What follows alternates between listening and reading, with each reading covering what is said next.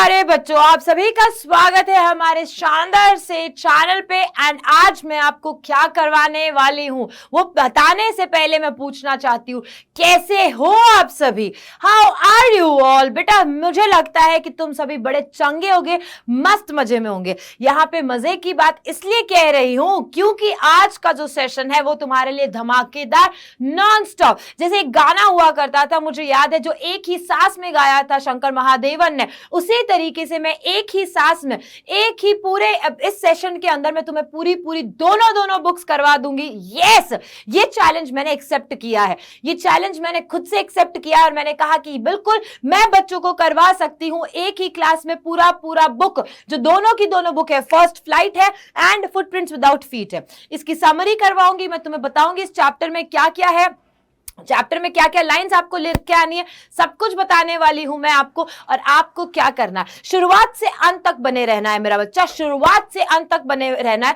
क्योंकि शुरुआत की जो चैप्टर्स है वो सबको कहीं ना कहीं हर बार पढ़े हुए हैं तो आते हैं, राइट? स्कूल में भी पढ़ा था, शुरुआत में ध्यान दिया था, स्कूल में तो पता है, लेकिन अंत के जो चैप्टर्स है वहां जाते जाते सिट्टी पिट्टी गुल हो जाती है और वहीं से तुम्हारे क्वेश्चन फंसते हैं और फिर तुम कहते हो कि मैम चैप्टर ही नहीं पता था। तो मैं नहीं चाहती हूं कि तुम्हारी मेहनत थोड़ी सी भी जाया जाए। अगर तुमने अभी 70% तक पार कर लिया बेटा, अब तो तुम्हारे पास में सिर्फ और सिर्फ कुछ कदम लेने हैं और तुम लोग जीत जाओगे, तुम लोग जीत जाओगे। और तुम्हारी हासिल, जब तुम ये जीत हासिल कर लोगे ना, तब तुम्हारी जीत से ज्यादा मुझे खुशी होगी, क्योंकि मैंने बहुत सुना है, तुमसे ज्यादा मैंने सुना है कि क्या है बच्चे इंग्लिश तो पढ़ते तो है नहीं। मैं प्रूव करना चाहती हूं कि कम समय में भी बच्चे साथ देकर के, मेहनत के साथ में वो पढ़ सकते हैं, और तुम पढ़ के दिखाओगे, मेहनत करके दिखाओगे, इतना मुझे पूरा विश्वास है। अगर तुम मेरे साथ हो तो कमेंट सेक्शन में एक बार बता देना कि yes ma'am, we are ready, we are here, हम हैं आपके साथ में और हम ये पढ़ेंगे, हम अच्छे से समझ लेंगे इस चैप्टर्स को, और फिर क्वेश्चन आएगा तो बिल्कुल हलवे में करके आ जाएंगे, बिल्कुल इजीली करके आ जाएंगे हम सारे क्वेश्चन को। ओके, तो यहां पे शुरुआत करते हैं हम फर्स्ट फ्लाइट जो हमारी बुक है उससे। जब फर्स्ट फ्लाइट बुक है उसमें बहुत सारे चैप्टर्स है, एज यू ऑल नो। तो शुरुआत होती है लेंचो से और अंत होता है हमारा चैप्टर जो है book that save the earth. मैं बिल्कुल फटाफट से तुम्हें बताऊंगी इनकी पूरी थ्योरी कि क्या है चैप्टर, किसके बारे में बताया गया है, और उन सबको फटाफट से खत्म करेंगे। मतलब 1.5 घंटे का मैंने सोचा है, अगर हो सकता है तो बहुत जल्दी हम लोग खत्म कर देंगे। मैं टाइम भी देख चुकी हूं यहाँ पे। लेट्स गेट स्टार्टेड, फटाफट से जानते हैं, लेकिन फटाफट में डिटेल्स नहीं छूटेगी, ये मैं वादा करती हूँ बेटा, डिटेल्स नहीं छूटेगी, क्वेश्चन इससे बाहर नहीं जाएगा, ये मैं वादा करती हूँ। तो पहला शुरू होता है हमारा चैप्टर, और वो चैप्टर किसका है? अ लेटर टू गॉड वाला चैप्टर है। इसके अंदर जो लैंचो है वो क्या होता है? एक फार्मर होता है, उसके पास में किसकी फील्ड होती है? उसके पास में फील्ड होती है, मतलब उसके पास में जो खेत होता है उसके ऊपर होता है कॉर्न, यानी मक्के का खेत होता है उसके पास में। और वो एक बार विश करता है, वो एक बार इच्छा करता है कि भगवान प्लीज अभी बारिश कर दो आप, और बारिश कर दोगे तो यहाँ पे हार्वेस्ट अच्छा हो जाएगा, मतलब कि जो अनाज है उसका उपज अच्छी हो जाएगी, और जब उपज अच्छी हो जाएगी तो मेरे पास में पैसे बहुत ज्यादा आ जाएंगे, पैसे आ जाएंगे तो मेरा पूरा साल अच्छे से निकल जाएगा। वो प्रे करता है बारिश की, बारिश होती भी है लेकिन मूसलाधार बारिश हो जाती है, हैवी डाउनपॉर हो जाता है, रेनफॉल हो जाता है, हेल स्टॉर्म्स आ जाते हैं, यानी ओलावृष्टि हो जाती है। उस ओलावृष्टि की वजह से क्या हो जाता है, हेल स्टॉर्म्स की वजह से क्या हो जाता है कि उसकी पूरी फसल जो है वो खत्म हो जाती है। जब पहले बारिश होती है तो कुछ बूंदों के गिरने से वो कहता है, जो छोटी छोटी बूंदे हैं ये क्या है? सिल्वर कॉइन्स है। जो छोटी छोटी बूंदे हैं वो क्या है? Silver coins. और जो बड़ी बड़ी बूंदे हैं वो उनको क्या कहा है? सॉरी, छोटी बूंदों को 5 सेंट से कहा है और बड़ी बूंदों को 10 सेंट से बोला है। उन्होंने क्या बोला था? छोटी जो स्मॉल ड्रॉप्स है वो 5 सेंट्स की ड्रॉप्स है, और जो बिग ड्रॉप्स है रेन की, बारिश की बूंदे, वो बिग वाली जो है वो 10 सेंट्स की है। ये उन्होंने बात बोला था, यानी कि वो उसके लिए कैसा था? पैसे की तरह बताया गया। अब आगे बढ़ते हैं हम लोग और आगे जानते हैं कि इसके बाद में क्या हुआ। उसके बाद में यह हुआ कि उनकी पूरी की पूरी जो फील्ड थी, जो हार्वेस्टिंग थी, वो सारी तहस नहस हो गई, खराब हो गई, खत्म हो गई थी। वजह क्या हुई? कितना ज्यादा ओलावृष्टि हो गया कि जो भी खेती बाड़ी हुई थी उसकी, जो सारा अनाज वहां पर था उसके ऊपर इतना ज्यादा बर्फ गिर गया कि उसे लगा कि ये क्या हो गया है। ये तो ऐसा एक नाम दिया गया है इसके अंदर, उसका नाम है a plague of locusts. A plague of locusts मतलब कि एक ऐसी महामारी है कि अगर वो फैल जाती तो भी पत्तों को छोड़ देती है, लेकिन इतनी जोर से हेल स्टॉर्म हुआ था कि मेरा एक भी पत्ता, एक भी चीज जो है वो बची नहीं, सारा कुछ खत्म हो गया था। इस बात पे उन्हें याद आते हैं सिर्फ और सिर्फ गॉड। उन्हें कौन याद आते हैं? सिर्फ और सिर्फ गॉड आते हैं याद। वो गॉड को लेटर लिखता है और लेटर में कहता है कि गॉड मुझे 100 पैसों दे दो, 100 पैसों आप दे दोगे तो मेरी जो अगले साल तक है वो कैसे भी करके चल जाएगा। अब ये लेटर जब पोस्ट मास्टर पढ़ते हैं पोस्ट ऑफिस में, तो उन्हें पहले तो बहुत हंसी आती है, सब जने बहुत हंसते हैं, लेकिन बाद में उन्हें रियलाइज होता है कि कितना अंधा फेथ, अनवेवरिंग फेथ है, यानी ब्लाइंड फेथ करता है, ये कितना ब्लाइंड फेथ करता है ये गॉड पे, और हमें उसके लिए कुछ करना चाहिए। तो ये सारे जने पोस्ट मास्टर जो है और उनके साथ में काम करने वाले सारे जने क्या करते हैं, रुपए इकट्ठा करते हैं। जब वो इकट्ठा करते हैं पैसों को, तो उनके पास में सिर्फ 70 पैसों होते हैं, 30 पैसों फिर भी बाकी रह जाते हैं। अब ये लोग क्या करते हैं, ये लोग लिखते हैं लेटर वापस से लेंचो के नाम का, किधर से आया है, गॉड की तरफ से आया है, और उसमें 70 पैसे होते हैं। जब लेंचो लेटर ओपन करता है, उसमें पाता है कि सिर्फ 70 पैसों है, यानी उसका फेथ नहीं डगमगाया था, लेकिन उसे गुस्सा आया था, उसे एंग्री हुई, गुस्सा आया, ही वॉज एंग्री, उसे गुस्सा आया और उसने कहा कि सिर्फ 70 पैसों। तो उसने फिर से एक लेटर लिखा और लेटर में गॉड को कहा कि इस बार आप पैसे भेजो तो आप मेल से मत भेजना, क्योंकि ये जो 70 पैसे ही आए हैं मेरे पास में, बाकी के 30 पैसे मुझे चाहिए। ये 30 पैसों आप मेल से मत भेजना, आप किसी और तरीके से भेजना, क्योंकि यहाँ पे जो पोस्ट मास्टर और जो ये पोस्ट एम्प्लॉयज है, वो सारे पोस्ट ऑफिस के एम्प्लॉयज क्या है, बंच ऑफ क्रूक्स है। क्या है, बंच ऑफ क्रूक्स है। यहां मैंने तुम्हें पूरा पूरा बता दिया किसके बारे में, हमने बता दिया है पूरा तुम्हें फर्स्ट चैप्टर के बारे में। That first chapter is all about किसके बारे में था, ये फर्स्ट चैप्टर हमारे लेंचो के बारे में। सेकंड चैप्टर आता है, सेकंड चैप्टर का जो मेन कैरेक्टर है नेल्सन मंडेला, ये इनकी ऑटोबायोग्राफी है, और इस ऑटोबायोग्राफी में इन्होंने बताया कि किस तरीके से उन्होंने बहुत ज्यादा त्याग किया है, और सिर्फ उन्होंने नहीं, उनकी जो कंट्री है, उनके बहुत सारे लोगों ने सैक्रिफाइस किया है, त्याग किया है, और करेजियसली इन सारी चीजों का सामना किया है, और आखिरकार 10 मई 10 मई 1994 को, 10 मई 1994 को क्या मिली उनको, स्वतंत्रता की प्राप्ति हुई थी। किन से, गोरों से, व्हाइट से। तो वहां इसके अंदर, इस चैप्टर के अंदर अगर हम बात करें तो सबसे पहले आता है इनॉग्रेशन। इनॉग्रेशन डे आता है 10 मई 1994, याद रखना है। कहां हुआ था, यूनियन बिल्डिंग कहां पे है, ये प्रेटोरिया में, वहां पे हुआ था। यहां पे बहुत सारे डिग्निटरीज आए थे और पूरे देश से बहुत सारे पॉलिटिशियंस वगैरह भी आए थे यहाँ पे उनके साथ में, यानी कि यूनियन बिल्डिंग में कौन थी, सिर्फ और सिर्फ उनकी डॉटर थी, जनानी उनके साथ में थी इस फंक्शन को अटेंड करते हुए। फिर मंडेला की स्पीच के बारे में बात करते हैं। जब मंडेला की स्पीच के बारे में बात करते हैं तो वो बोलता है कि ये ट्रायम्फ है, ये एक जीत है, किसके ऊपर, ह्यूमैनिटी के ऊपर जीत है। ये किसके ऊपर जीत है, ये ह्यूमैनिटी के ऊपर जीत है, ये लिबर्टी के ऊपर जीत है, ये पीस, शांति के ऊपर जीत है, यानी हमने शांति हासिल की है। किसके ऊपर से, ओवर ऑपरेशन। ऑपरेशन मतलब किसी का शोषण करना, किसी को दबा करके रखना, किसी को डोमिनेट करना, उसके लिए ऑपरेशन वर्ड यूज किया जाता है। किसी को दबा करके रखना, शोषण के लिए ऑपरेशन वर्ड होता है।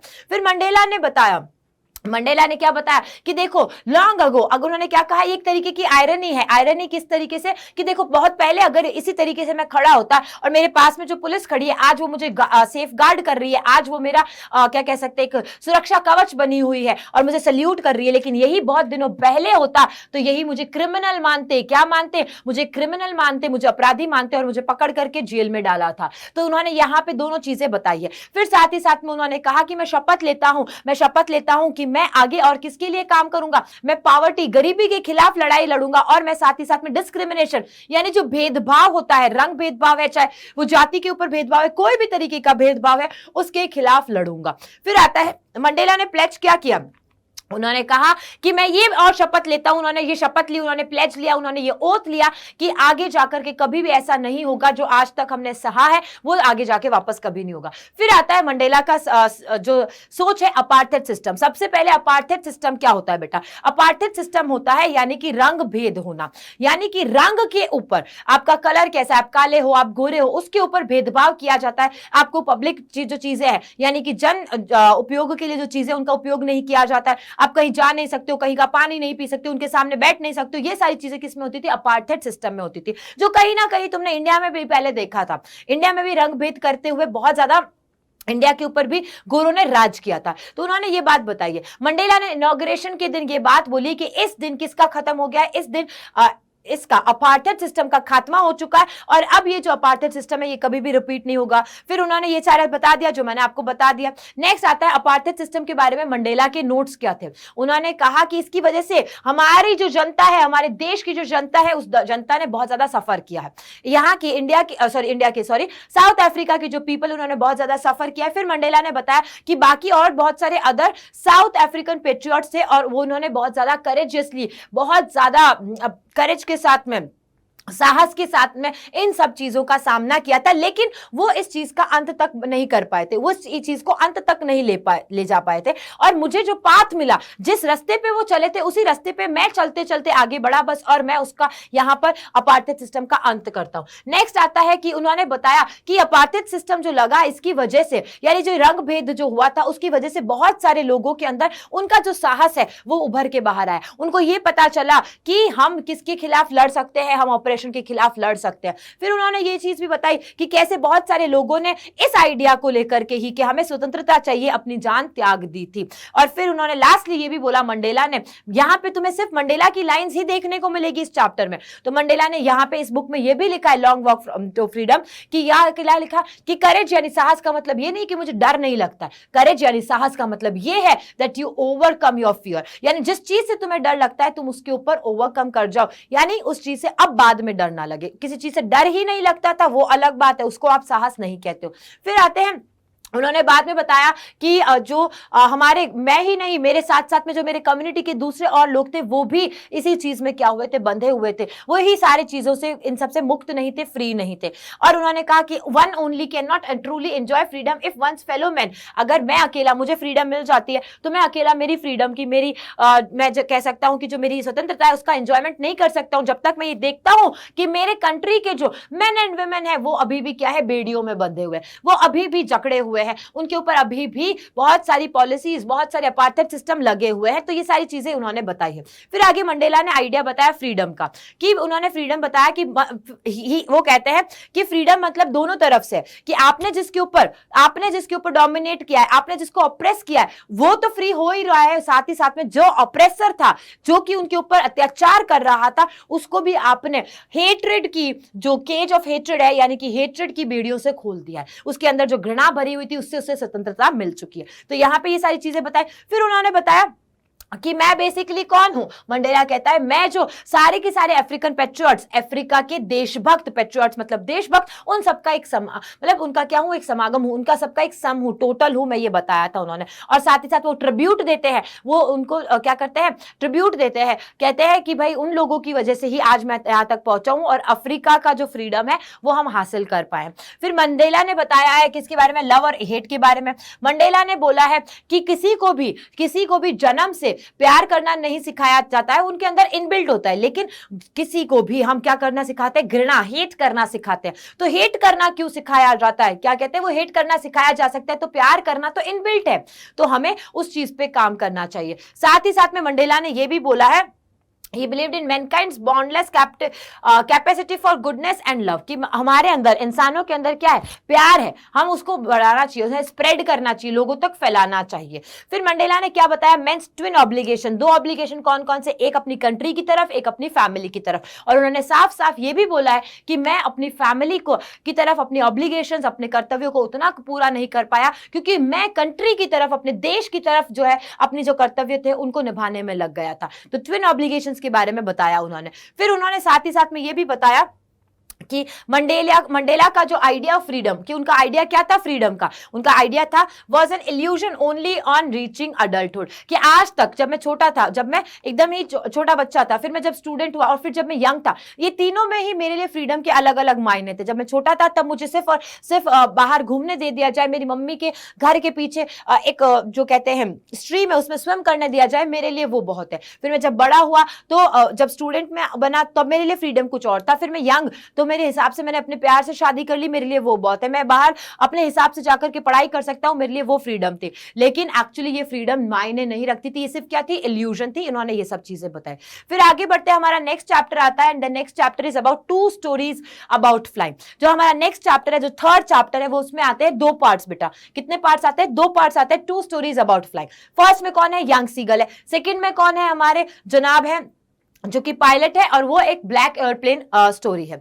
तो फर्स्ट स्टोरी को स्टार्ट करते हैं हम, 2 स्टोरीज अबाउट फ्लाइंग ना। फर्स्ट स्टोरी किसकी है, यंग सीगल की। जब यंग सीगल की बात करते हैं तो यंग सीगल की फैमिली में 6 मेंबर्स है, मम्मी पापा और उसके भाई बहन। यंग सीगल को मिलाकर के कितने मेंबर्स हो गए, 6 मेंबर्स हो गए। यंग सीगल की जो फैमिली है ना, वो सब जने उड़ना चाहते हैं, लेकिन यंग सीगल उड़ना नहीं चाहता। वो डरता है उड़ने से, वो कावर्ड फील करता है, वो डरपोक है। वो सोचता है अगर मेरे पंखों ने मेरा साथ नहीं दिया तो। उसके मम्मी पापा उसे बहुत ज्यादा डराते भी है, उसको डांटते भी है लेकिन उस पर कोई असर नहीं पड़ता, वो ट्राई भी करता है लेकिन उसको डर पकड़ के रखता है कि अगर मैं नहीं उड़ पाया तो, अगर मैं गिर गया तो क्या होगा। और साथ ही साथ में एक दिन ऐसा आता है कि उसकी मम्मा और उसकी पूरी फैमिली दूसरे प्लेट्यू पे, मतलब कि दो चट्टानें हैं छोटी छोटी, उसको समझ लो, तो एक चट्टान से दूसरी चट्टान वो चले गए और अब उसे उड़ना नहीं आता, वो अकेला एक चट्टान पे रह गया। और सामने उसकी मम्मी जो है, यानी कि यंग सीगल की जो मदर है, वो यंग सीगल की मदर उसे ना लुभावन दे रही है, उसे लूर कर रही है, उसे क्या कर रही है, उसे ललचा रही है कि वो कुछ ना कुछ करके उड़ना सीखे,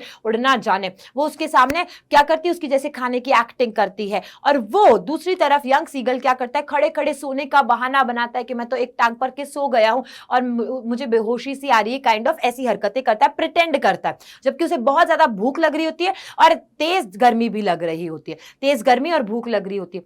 उसकी मम्मी ये सब चीजें देख करके यंग सीगल की मदर दूसरे चट्टान से उड़ते उड़ते अपने मुंह में फिश का टुकड़ा लाते हुए उड़ते उड़ते उसके पास में आती है। ये देख के वो भी बहुत ज्यादा सरप्राइज हो जाता है और वो भी उड़ने के करके, मतलब आगे धीरे धीरे धीरे चल के उस चट्टान के किनारे तक पहुंच जाता है। कहां तक पहुंच जाता है, उस चट्टान के किनारे तक, यहां तक आ गया हमारा यंग सीगल। ये हवा में उड़ रही है उसकी मम्मी, उसके मुंह में क्या है, उसके मम्मी के मुंह में है फिश है ना, उसकी मम्मी के मुंह में फिश है। अब ये क्या करता है, ये थोड़ा सा आगे जाकर के देखता है कि अब मैं उड़ सकता हूं क्या, मतलब थोड़ा सा आगे जाता है, इसकी मम्मी थोड़ी सी पीछे चली जाती है, यंग सीगल की मम्मा थोड़ी सी पीछे चली जाती है, आगे उड़ता है उड़ता है उड़ता है और उड़ता ही चला जाता है। एक बार इसको लगता है कि मैं शायद नीचे जो इतना बड़ा समुद्र है उसके अंदर डूब जाऊंगा, लेकिन उसके बाद में फिर से ये फड़फड़ाने लगता है अपने पंखों को, ये फ्लैटर करता है अपने पंखों को और इसे पता चल जाता है कि ये विंग्स ही मेरा साथ देंगे और वो उड़ता है, बहुत बखूबी उड़ता है, बहुत अच्छे से उड़ता है वहां पे। ये उसकी फर्स्ट फ्लाइट होती है, उसकी पहली उड़ान होती है। दैट्स वाई बुक का नाम भी क्या है, फर्स्ट फ्लाइट है। फर्स्ट फ्लाइट इसकी बुक का नाम है क्योंकि इनकी ये फर्स्ट फ्लाइट होती है यंग सीगल की। जब यंग सीगल फर्स्ट फ्लाइट करता है तो बाकी सारी इसकी फैमिली भी इसके आसपास में आ जाती है और इसको बहुत सेलिब्रेट कर जाता है, वो बहुत एंजॉय करते हैं और इसी दिन इसको डॉग फिश जो इसकी फेवरेट होती है यंग सीगल की, वो से खिलाई जाती है। तो यहाँ पे हमारा फर्स्ट वाला पार्ट भी खत्म होता है। सेकेंड हमारा पार्ट आता है and that second part is about two stories about flying में। कौन सा है सेकंड पार्ट, ब्लैक एयरप्लेन है। कौन सा है बेटा जी, ब्लैक एयरप्लेन है। ब्लैक एयरप्लेन भी एक ऐसी कहानी है जो कि बहुत मिस्टीरियस है। ब्लैक एयरप्लेन एक ऐसी कहानी है जो बहुत ही ज्यादा मिस्टीरियस है, रहस्यमय है, क्योंकि इसके अंदर अंत तक नहीं पता चलता है कि एक्चुअली हुआ क्या था, एक्चुअली कौन था वहां पे। तो एक बार हमारे जो पायलट है वो क्या होते हैं, वो निकलते हैं, उड़ान लेते हैं डकोटा में। किसमें उड़ान लेते हैं, डकोटा में उड़ान लेते हैं। डकोटा नाम का जो प्लेन होता है, इस डकोटा नाम के एयरप्लेन में क्या करते हैं, वो उड़ान लेते हैं। जब वो उड़ान लेते हैं तब तो साफ सुथरा होता है, क्लियर स्काई होता है, शाइनी स्टार्स होते हैं, तो रात की उड़ान होती है, लेकिन उस वक्त कुछ ऐसा हम कह सकते हैं बवंडर नहीं होता है, ब्लैक स्टॉर्म्स नहीं होते हैं, कोई तूफान उफान नहीं आता है, तो साफ साफ होता है सारा, तो वो उड़ान ले लेते हैं। दैट मीन्स वो क्या करते हैं, फ्लाई करने लग जाते हैं। अब जब वो अपने इस वक्त इनके दिमाग में सिर्फ एक एक बात सूझ रही होती है। इस वक्त जो हमारे ऑथर है या हम कह सकते हैं जो हमारे पायलट है, उनके दिमाग में एक ही चीज होती है कि मुझे अपनी फैमिली से मिलना है। वो अपने हॉलीडेज अपने फैमिली के साथ में मिलना चाहते हैं, वहां पे जाकर के ब्रेकफास्ट करना चाहते हैं। So to spend his holidays and to have breakfast, वो वहां पर जाते हैं। जब वो वहां पर जाने की पूरे दिमाग में यही चल रहा होता है, लेकिन जब उड़ान करते हैं तो around 1:30 in the morning, around सुबह कितनी रात की, मतलब मान लो रात की 1:30 बजे, यानी कि 12 बजे के बाद में जो 1:30 बजे आती है, उस वक्त वो डकोटा से उड़ान भरते हैं और उस वक्त उनका कनेक्शन होता है। किसके साथ में कनेक्शन होता है, जो पेरिस कंट्रोल है उनके साथ में कनेक्शन होता है, और वो कहते हैं कि भाई आपको इस तरफ मुड़ना है, कितनी डिग्री पे, 12 डिग्रीज वेस्ट मुड़ना है। कितनी डिग्री, 12 डिग्रीज वेस्ट पे मुड़ना है आपको। वो उस तरीके से इंस्ट्रक्शंस लेते हैं। लेकिन 150 किलोमीटर के बाद में क्या हो जाता है, वो जब 150 किलोमीटर, पेरिस से 150 किलोमीटर दूर होते तभी आ जाते हैं क्लाउडी स्टॉर्म, यानी कि पूरा काला घना बादल छा जाता है और तूफान जैसा होने लग जाता है। सब जगह काला घना बादल है, उन्हें बाहर क्या हो रहा है नहीं दिखाई देता है। अब वो सोचते हैं कि मुझे तो फैमिली से मिलना है और मुझे जाना है उनके पास में जाकर के ब्रेकफास्ट करना है, तो वो रिस्क लेते हैं और वो उस काले घने बादल में चले जाते हैं। वो टर्न नहीं लेते हैं, वो यहाँ पे रिस्क लेते हैं। और रिस्क की बात आ रही है बेटा, तुम भी रिस्क लो, तुम भी एक बार अपने आप को चांस दो, तुम भी एक बार मुझे चांस दो कि मैम आप पे भरोसा किया है और मैं आप पे भरोसा करके ये पूरी चीजें आपको जितना हो सके कंपाइल करके बता रही हूँ। सारी चीजें तुम्हारे एग्जाम में काम आ जाए, जो तुम्हें याद रहे तुम वहां लिख के आ जाओ, बस इतना कर लेना बेटा, वहां पे तुम मेरा नाम रोशन करके आ जाना। बेटा बहुत उम्मीदें हैं तुम्हारी बहुत लोगों से, लेकिन यहाँ जो मेरी मेहनत है ना, मैं बस उसका चाहती हूँ कि मेरी मेहनत जो तुम्हारे पे लग रही है, बस उसके लिए रिस्क ले लो एक बार, खुद को इतना शानदार तैयार कर लो कि हमें इंग्लिश में हार नहीं माननी है, कोई नहीं हरा सकता है हमें इंग्लिश में, टॉप करके दिखाएंगे हम इंग्लिश में, मेरा बच्चा इस बार टॉप करेगा, इंग्लिश में टॉप करेगा, बस इतना वादा चाहिए मुझे। तो यहाँ पे पायलट भी क्या करते हैं, रिस्क ले लेते हैं, रिस्क लेकर के वो डिसीजन करते हैं कि भाई मैं तो यहाँ पे जाऊंगा और अपनी फैमिली से मिलकर आऊंगा। आगे जाते तो उनको क्या होता है, इस काले घने बादल में, स्टॉर्मी क्लाउड्स में क्या होता है, दिखाई नहीं देता है रास्ता, कुछ समझ में नहीं आता। तभी वहां पर एक ब्लैक एयरप्लेन आती है, तभी वहां पे क्या होता है, एक एयरप्लेन आती है और वो कलर क्या होता है, ब्लैक एयरप्लेन होता है। वो आती है और वहां पर पायलट को लगता है कि ब्लैक एयरप्लेन में एक पायलट बैठा है और वो कहता है मुझे कि फॉलो कर लो। पायलट कहता है कि मुझे ऐसा लगा कि ब्लैक एयरप्लेन का जो पायलट है वो मुझे कहता है आप मुझे फॉलो कर लो। मैं उनको फॉलो करता रहता हूँ, फॉलो करता रहता हूँ, उनके पीछे पीछे पीछे चलता रहता हूँ। तभी उनके दिमाग में एक सेकंड और चीज आती है, वो आती है कि अभी तो मेरा फ्यूल टैंक भी खत्म होने वाला है, ऑलमोस्ट बहुत खत्म हो चुका है, सिर्फ 15 मिनट या आधा घंटा और चलेगा, बस आधा घंटा चल सकता है, इससे ज्यादा मेरे फ्यूल टैंक में, यानी कि जो ईंधन का टैंक होता है उसके अंदर ईंधन नहीं रहेगा, फ्यूल नहीं बचेगा। एनी हाउ जैसे तैसे भी वो सेफली लैंड कर जाते हैं। कहां पे, रनवे पे, रनवे होता है ना जहां पे एयरप्लेन्स लैंड करती है, वहां पे लैंड कर जाते हैं। अब वो लैंड करते तो सबसे पहले उनके दिमाग में आता है कि मैं उस पायलट को जाकर के, जो कि ब्लैक एयरप्लेन में बैठा था, उसको जाकर के मैं मुझे थैंक यू बोलना है, मुझे ग्रेटिट्यूड शो करना है, मुझे धन्यवाद ज्ञापित करना है। तो वो जाते देखते आसपास में तो कोई भी नहीं है, कोई एयरप्लेन भी नहीं है, कोई पायलट नहीं है। वो फिर जाते हैं कंट्रोल रूम में। कंट्रोल रूम में बैठी ही एक वुमन होती है, जिनको पूछते हैं, उस वुमन को पूछते हैं कि भाई मुझे जो दूसरा पायलट था, जो दूसरी एयरप्लेन थी, उसके पायलट को मिलकर के थैंक यू बोलना है, तो क्या मैं मिल सकता हूं? तो वहां पर वो वुमेन भी हंसने लग जाती है कि कौन सा, इस रडार में आपके अलावा कोई पायलट था ही नहीं, कोई एयरप्लेन था ही नहीं। और यहां ये मिस्टीरियसली क्या हो जाता है, ये खत्म हो जाती है हमारी स्टोरी। तो मैंने तुम्हें यहां पे स्टोरी के बारे में भी बता दिया। नेक्स्ट हम लोग आते हैं हमारी नेक्स्ट चैप्टर की तरफ, और वो चैप्टर कौन सा है, fourth chapter, from the diary of Anne Frank. Okay, बहुत इंपॉर्टेंट है ये चैप्टर तुम्हारे एग्जाम्स के लिए, क्योंकि इसमें से एज इट इज जो ये लाइंस लिखी ना वो क्वेश्चन आएंगे। मैं ये कह सकती हूँ कि ये एज इट इज लाइंस वाले क्वेश्चन आएंगे तुम्हारे, तुम मान के चलो, चाहे लॉन्ग आए चाहे शॉर्ट आए, लेकिन क्वेश्चन आएगा। तो एन फ्रैंक जो होती है वो हॉलैंड में रहती है।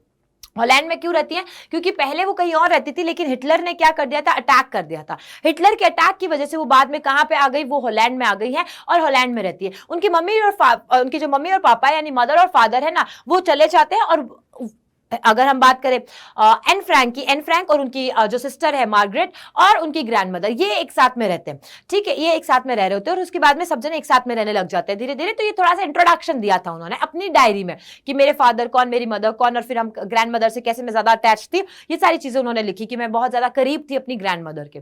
फिर जब वो 13 साल की हुई, जब हमारे लिए बात इंपॉर्टेंट आती है कि जब वो 13 साल की हुई तो उनके फादर ने उनको एक डायरी गिफ्ट दी।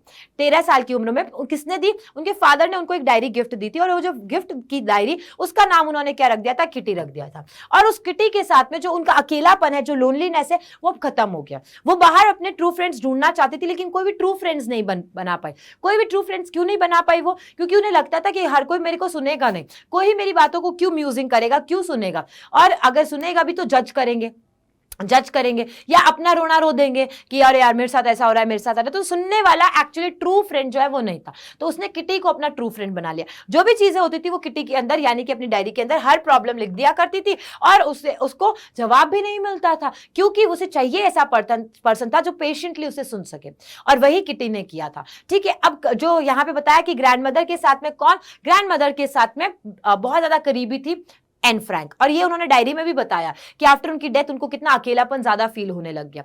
ठीक है, बहुत सालों तक इन लोगों ने छुप के जिंदगी जीती। और उसके बाद में उनके स्कूल में एक दिन ऐसा आता है जब स्कूल में सब जने ना डर के बैठे हुए होते हैं। वो उनका रिजल्ट डे होता है। कौन सा डे होता है बेटा, वो उनका रिजल्ट डे होता है। अब रिजल्ट डे के दिन ना उनको सबको डर लगता है कि हम सब में पास हो जाएंगे। एन सोचती है कि शायद मैं मैथ्स में पास हो पाऊं या नहीं हो पाऊं। यहां से मैथ्स की स्टोरी शुरू होती है। मैथ्स जो है वो कौन पढ़ाता है, मिस्टर केसिंग पढ़ाते हैं। और मैथ्स के जो टीचर है मिस्टर केसिंग, वो कहीं ना कहीं परेशान होते हैं किससे, एन फ्रैंक से। क्यों परेशान होते हैं, क्योंकि एन फ्रैंक जो है वो बहुत ज्यादा बोलती है, टॉकेटिव, चैटर बॉक्स, टॉकेटिव लड़की है। टॉकेटिव याद कर लेना वर्ड, वो बहुत ही टॉकेटिव लड़की है। वो बहुत ज्यादा परेशान हो जाते हैं, अनॉयड हो जाते हैं इस बात से। तो उसको पनिशमेंट देते हैं। पनिशमेंट ऐसा तो नहीं कि हाथ पांव से मार दिया, कर दिया, घूसा मार दिया, नहीं।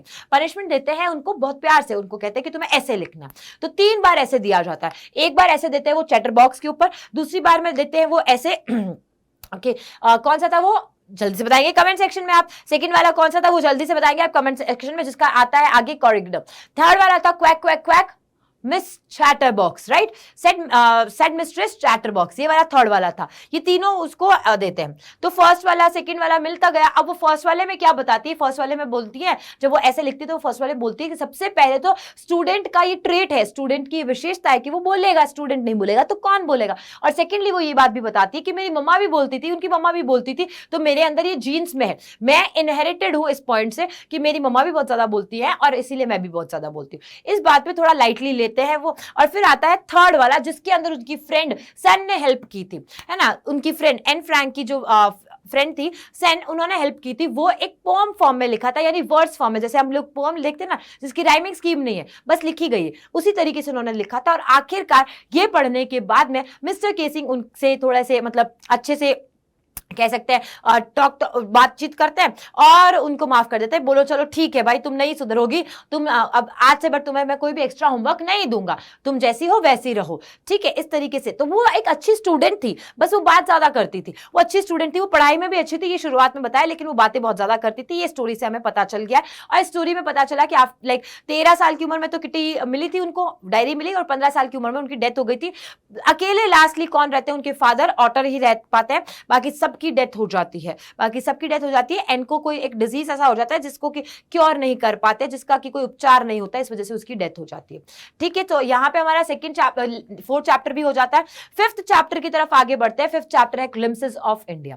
ग्लिम्पसेस ऑफ इंडिया जो है वो 3 पार्ट्स में डिवाइडेड है, हम एक एक करके सारे पार्ट्स करेंगे। ग्लिम्पसेस ऑफ इंडिया 3 पार्ट्स में डिवाइडेड है। फर्स्ट पार्ट कौन सा है आपका, a baker from Goa, second part आता है कुर्ग, और थर्ड पार्ट आता है आपका कौन सा, वो है टी फ्रॉम असम, ठीक है। तीनों को अलग अलग करते हैं।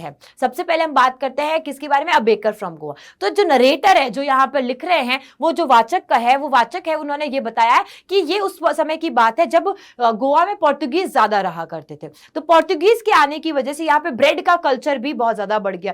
आज भी अगर आप देखो तो वहां पर गोवा के अंदर बहुत सारी ऐसी भट्टियां, फर्नेंसेस भट्टियां जो है पाई जाएंगी। और आज भी गोवा के अंदर सबसे अच्छा जो समृद्धि वाला काम है, जिसमें कभी भी लॉस नहीं होगा, वो क्या था, ब्रेड वाला ही पार्ट था। तो अपने पुराने दिनों की बारे में याद करते हैं, और वो बोलते हैं कि गोवा जो है, गोवा वर लवर्स ऑफ ब्रेड, मतलब गोवा के अंदर क्या पाए जाते थे, बहुत सारे ब्रेड लवर्स पाए जाते थे। और वो जो ब्रेड्स खाते थे ना, हैव नाउ गॉन, कि जो बहुत ज्यादा ब्रेड्स खाते थे पोर्चुगीज लोग, वो तो चले गए, लेकिन उनकी भट्टियां यहीं रह गई है, उनके फ्रेंड्स यहीं रह गए हैं, उनके जो बच्चे हैं वो यहीं पे रह गए हैं। और इस तरीके से अब जब गोवा के अंदर अगर हम बात करते हैं, तो एक बेकर जो बच्चों के लिए क्या होता है, वो एक फ्रेंड होता है, एक गाइड होता है, कंपेनियन होता है। ये लाइन से सीधा सीधा क्वेश्चन आया हुआ है बेटा, ये लाइन से सीधा सीधा क्वेश्चन आया हुआ है कि नरेटर के लिए बेकर कौन था, एक फ्रेंड था, एक कंपेनियन था और एक गाइड था, ठीक है। बेकर दिन में 2 बार आया करते थे, एक मॉर्निंग में और एक इवनिंग में आया करते थे, ठीक है। और रिटर्न करते हुए वो सब जगह मतलब देखते हुए जाते थे। साथ ही साथ में कैसे आया करते थे भाई, सुबह आते थे और इवनिंग में आते थे, तो कैसे आते थे, उनके हाथ में एक बैम्बू स्टिक हुआ करती थी, बैम्बू की एक छड़ हुआ करती थी, जिससे वो जिंगल जिंगल साउंड किया करते थे। उस जिंगलिंग साउंड से सब बच्चों को पता चल जाता था, वो सो रहे होते थे तो भी नींद से उठ करके बिना ब्रश किए, बिना पानी पिए, कुछ भी, नींद में से उठ करके डायरेक्टली उनके पास जाते थे। और जब पास में जाते थे तो बेकर उनको पहले एंटरटेन नहीं करता था, पहले उनको ब्रेड्स नहीं देता था, पहले बेकर ब्रेड देता है सर्वेंट्स को ब्रेड दी जाती है पहले। और तब तक जो बाकी सारे बच्चे हैं वो थोड़ी सी ऊंचाई पैरापेट पे ऐसे खड़े होकर के देखते थे कि उनके जो पास में बास्केट है उसके अंदर क्या क्या है, उनके पास में बास्केट जो है उसके अंदर क्या क्या है, और उसके बाद में उन बच्चों को दिया जाता था, ठीक है। अब उसके बाद में बताया कि जो चिल्ड्रन है वो कौन सी खाते थे, ब्रेड हॉट टी के साथ में, मतलब बच्चे जो है चाय के साथ में, तुम लोग चाय में डुबको करके खाते हो ना, वैसे ही वो लोग भी, बच्चे भी ऐसे ही खाते थे।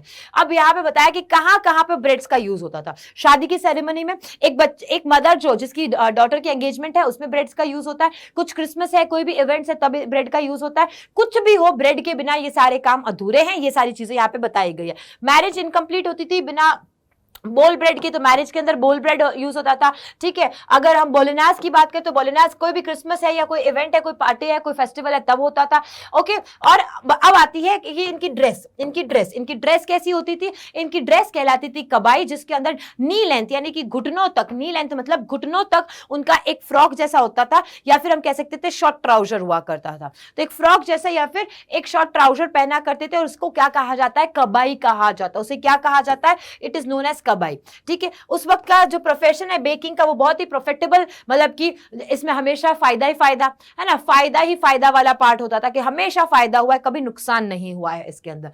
ऐसा उनकी फिजिक की बात की जाए कि बेकर्स जो है वो कैसे दिखाई करते थे, मोटे हट्टे कट्टे से प्लम्प फिजिक के दिखाए थे। बेकर्स अपना बिल्स जो है वो कब कलेक्ट करते थे, एंड ऑफ द मंथ, मतलब बेकर्स ने पूरे महीने जो है ब्रेड फ्री में दिया है, समझ लो, ब्रेड बेचते थे। और एक ब्लैक बोर्ड के ऊपर, एक ब्लैक बोर्ड या एक वॉल के ऊपर हम कह सकते हैं, एक वॉल है, उस वॉल पे चौक से लिखते थे कि यहाँ पे इस घर में कितनी ब्रेड्स दी है, और एंड ऑफ द मंथ उनसे रुपए बिल लिया करते थे, ठीक है। नेक्स्ट आता है हमारे पास में एंड कहाँ चल दिए ये कुर्ग। नेक्स्ट कौन सा आता है हमारे पास में, कुर्ग वाला। कुर्ग जिसे कोडागु भी कहा जाता है, ये एक डिस्ट्रिक्ट है। कुर्ग जिसे कोडागु भी कहा जाता है, ये कहाँ डिस्ट्रिक्ट है, कर्नाटका में। बेसिकली ये किसके बीच में, मैसूर और मैंगलोर के बीच में है। कर्नाटका का फेमस स्मॉलेस्ट डिस्ट्रिक्ट है। यहाँ कब विजिट करना चाहिए, सितंबर से मार्च के बीच में जाना चाहिए आपको, है ना। तो एग्जाम के बाद में जाना चाहें तो आप जा सकते हैं सितंबर के और मार्च के बीच में, बट आपके एग्जाम खत्म होते होते तो मार्च हो ही जाएगा, ठीक है। सितंबर से मार्च के बीच में कुर्ग जाना चाहिए। उसके बाद में यहाँ पे बताया गया है कि जो ये जो कुर्गी है, कुर्ग पीपल है, इनको किसका डिसेंडेंट, मतलब कि बोल सकते हैं कि इनके जो पूर्वज है वो कौन थे, इनके पूर्वज थे अरब्स और ग्रीक। ऐसा कहा जाता है कि इनके जो पूर्वज थे वो कौन थे, अरब्स और ग्रीक हुआ करते थे। इनके अगर ट्रेडिशन की बात की जाए तो मार्शल ट्रेडिशन है। मार्शल ट्रेडिशन है मतलब कि आप देखते हो ना कुछ लोगों के अंदर अस्त्र शस्त्र वाला पार्ट, तो वो ही उसको ही फॉलो करा। अच्छा, अस्त्र शस्त्र से याद आया, मार्शल ट्रेडिशन से याद आया कि इन लोगों के पास में इतना मतलब इन लोगों को अलाउ किया गया था, परमिट मिला हुआ था कि अगर ये अपने पास में पिस्टल रखते हैं, उसके पास लाइसेंस नहीं है उसका, तो वो भी रख सकते हैं। तो कुर्ग के लोगों के पास में बिना लाइसेंस की अगर आर्म्स रखने हैं तो वो रख सकते हैं, उनको इतना अलाउ किया गया, परमिट मिला हुआ है इंडिया की तरफ से। साथ ही साथ में अगर हम कुर्ग की बात करें तो कुर्गी लोग क्या पहनते थे, कोडावस, जिसे कि क्या कहा जाता है, एक लॉन्ग कलर का ब्लैक एम्ब्रॉयडर्ड कोट होता था और यहाँ पर क्या होता था, वेस्ट पर बेल्ट, जिसे हम और क्या कह सकते हैं, हम उसे कुपिया भी कहा जाता है। तो कोडावस वियर, यानी कि जो कुर्ग के लोग है, कुर्ग को क्या कहते हैं, कोडागु। कोडागु में रहने वाले कोडावस क्या पहनते थे, कुपिया पहनना करते थे। वो क्या था, कबाई था, ये कुपिया है। दोनों में कंफ्यूज नहीं होना है, कतई कंफ्यूज नहीं होना है, दिमाग में बस सेट करके रखना कि कोडागु कौन थे, कुर्गी लोगों को, कुर्ग को कोडागु, कोडागु में रहने वाले जो कुर्गी है उनको क्या कहा जाता था, कोडावस। और कोडावस पहनते क्या थे, कुपिया पहना करते थे। फिर आगे बढ़ते, कुर्ग का जो रेजिमेंट है, रेजिमेंट जैसे हम इंडियन रेजिमेंट की बात करते हैं, जैसे मंगल पांडे किस रेजिमेंट से बिलोंग करते थे, ऐसे रेजिमेंट होता है ना। तो कुर्ग का जो रेजिमेंट है वो सबसे ज्यादा फेमस रेजिमेंट माना जाता है, किसके अंदर, इंडियन आर्मी के अंदर, क्योंकि यहाँ पे जनरल करियप्पा जो कि इंडिया के अंदर है ना, इंडिया के अंदर सबसे पहले चीफ बने थे, वो कहाँ थे, कुर्ग से बिलोंग करते थे। और इसीलिए आप मार्शल वाला याद रख सकते हो, इसीलिए आप क्या याद कर सकते हो, मार्शल वाला। तो जनरल करियप्पा कहाँ से बिलोंग करते थे, कुर्ग से बिलोंग करते थे। कुर्ग की जो है ये बता दिया मैंने, बिना लाइसेंस की बता दिया। फिर यहाँ पे रिवर कावेरी के बारे में बताया, किसके बारे में बताया बेटा, रिवर कावेरी के बारे में बताया कि जो रिवर कावेरी है वो यहाँ की पहाड़ों से होते हुए फॉरेस्ट, किसके, कुर्ग के फॉरेस्ट में से, जंगलों में से होते हुए निकलती है। फिर आपके पास में आता है कि यहाँ पे बहुत सारे प्लांट्स है, बर्ड्स है, एनिमल्स है, ये सारी चीजें आपको देखने को मिलती है। कुर्ग फेमस किसके लिए है, कॉफी के लिए। कुर्ग फेमस किसके लिए, कॉफी के लिए। और यहाँ पे बहुत सारे एडवेंचर स्पोर्ट्स होते हैं टूरिस्ट के लिए, मतलब जितने लोग घूमने आते हैं ना वो सब यहाँ पे बहुत ज्यादा एडवेंचर स्पोर्ट करते हैं, जैसे कि रिवर राफ्टिंग कर लिया, रैम्बलिंग कर लिया, ये मोटर बाइकिंग कर लिया, ये सारी चीजें यहाँ पे होती है। साथ ही साथ में जो तिब्बतियन मंक्स हैं वो भी सबसे ज्यादा यहाँ पे देखने को मिलता है। सबसे ज्यादा तिब्बतियन मंक्स का जो है बुद्धिज्म को फॉलो करने वाले वो यहाँ पे आपको देखने को मिलेंगे, और ये सरप्राइज होता है सबके लिए। नेक्स्ट आता है आपके पास में कौन सा चैप्टर, चैप्टर तो यही है, ग्लिम्पसेस ऑफ इंडिया, लेकिन उसका पार्ट सी है। पार्ट सी कौन सा है आपका, T from Assam. T from Assam दो दोस्तों की कहानी है जिसके अंदर प्रांजल और राजवीर होते हैं, ये दो दोस्त होते हैं। प्रांजल तो आसाम से ही बिलोंग करता है, लेकिन राजवीर जो है वो दिल्ली से आता है। तो दिल्ली का है तो उसने ना कभी इतने सारी ग्रीनरी देखी ही नहीं है, कभी उसने इतनी हरियाली देखी ही नहीं होती, तो वो बहुत ही ज्यादा सरप्राइजिंगली हर चीज को देखता है। हालांकि थोड़ा बहुत होमवर्क करके आता है पहले से कि आसाम में क्या क्या देखने को मिलेगा एंड ऑल, ठीक है। तो ये दोनों क्या होते हैं, they are visiting Assam by train. कहां से आ रहे हैं, ट्रेन से आ रहे होते हैं। राजवीर जो है वो बाहर देख रहा होता है कि कितनी ब्यूटीफुल सिनेरी है ट्रेन से बाहर, जबकि अगर प्रांजल की बात करें तो प्रांजल के पास में एक बुक होती है और वो एक डिटेक्टिव बुक पढ़ रहा होता है, उसमें इंटरेस्ट ज्यादा ले रहा था, क्योंकि प्रांजल के लिए नॉर्मल सी बात है, रोज देखी, वहां पे ही वो बड़ा हुआ है, ठीक है। उसके बाद में आता है कि वहां एक जगह वो रुकते हैं, वहां एक जगह ट्रेन जहां रुकती है वहां पे चाय चाय चाय चाय करके आवाज आती है, और वहां पे जब चाय पी रहे होते हैं तो एक दूसरे से बात करते हैं। तब राजवीर कहता है कि क्या है, क्या तुम्हें पता है 80 करोड़ कप टी एक दिन में पी जाती है पूरे वर्ल्ड में, और इस बात से उनकी बातचीत शुरू होती है। आसाम जो है सबसे लार्जेस्ट कंसंट्रेशन है किसका, टी प्लांटेशन का। वर्ल्ड के अंदर सबसे ज्यादा, वर्ल्ड के अंदर अगर हम बात करें तो सबसे ज्यादा जो चाय है यानी कि हम टी की बात करें तो वो सबसे ज्यादा कहाँ उगाई जाती है, आसाम में उगाई जाती है। अब यहाँ पे लेजेंड्स के बारे में बात करते हैं। दो लेजेंड्स, दो कहानियां हैं, दो लेजेंड्स के बारे में कहानियां हैं। एक कहानी है चाइनीज एम्परर के बारे में और दूसरी कहानी है किसके बारे में, हमारे इंडिया के बोधि धर्मा। तो चाइना के जो एम्परर है, मतलब चाइना का जो राजा था, उसको ना पीने की आदत थी गर्म पानी।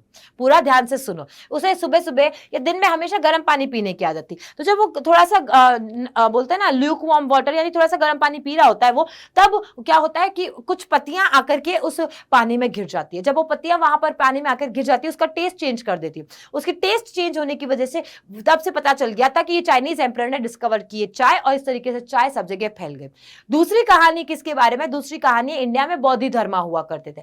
जो बोधि धर्मा थे, वो बोधि धर्मा ना एक क्या कह सकते हैं हम, संत आदमी, saint, he was a saint, he was a hermit kind of person. मतलब अब वो क्या करते थे, मेडिटेट किया करते थे, ध्यान लगाया करते थे। एक बार ध्यान लगाते लगाते उनको आ गई नींद, और जब नींद से जगे तो उन्हें आ गया गुस्सा, ही गॉट एंग्री, और उन्होंने अपनी क्या कर ली, आई लैशेस कट कर ली, पलकों को काट लिया। अब जहां जहां पलकें गिरी वहां से 10, मतलब जहां पलके गिरी वहां से 10 चाय के पौधे निकले। और इसीलिए हम मानते हैं कि चाय पीने से नींद नहीं आती है, क्योंकि इंडिया में ऐसा माना जाता है। ठीक है, बट मोर ओवर अगर हम माने तो जो चाइना है उस वहां पर चाय का पहले प्रचलन शुरू हुआ था। चाइना से ही चाय का बात होती है, चाइना से ही चीनी यानी शुगर की बात होती है। तो चाइना, चाय, चीनी, ये सारे वर्ड जो है मिलते जुलते हैं। प्रांजल आखिरकार बाद में बताता है, प्रांजल जो है ना, वो कहां पे, उसके फादर कहां जो है मैनेजर होते हैं, देकीबारी में होते हैं। देकीबारी पे भी क्या एक टी गार्डन है, चाय का ही बागान है, वहां पर प्रांजल के फादर क्या होते हैं, मैनेजर होते हैं। और बहुत सारे वहां पर देखते, दूर से अगर देखो तो टी प्लकर्स है, जैसे कि वो डॉल की तरह, छोटी सी डॉल की तरह दिखाई देते हैं, और वो क्या करते हैं, टी प्लकिंग का काम करते हैं। वो क्या करते हैं, टी प्लकिंग, यानी चाय की पत्तियों को सिर्फ तोड़ते हैं और पीछे उनकी जो लगी हुई होती है बकेट, उस बकेट में डालते रहते। तो वो एक तरीके से बताया गया कि उनके एक ना वुडन बास्केट टाइप बनी हुई होती है, उसके अंदर वो डालते रहते हैं क्या, चाय की पत्तियों को, और ये हाथ से ही काम किया जाता है, कोई भी मशीन का यूज नहीं किया जाता है।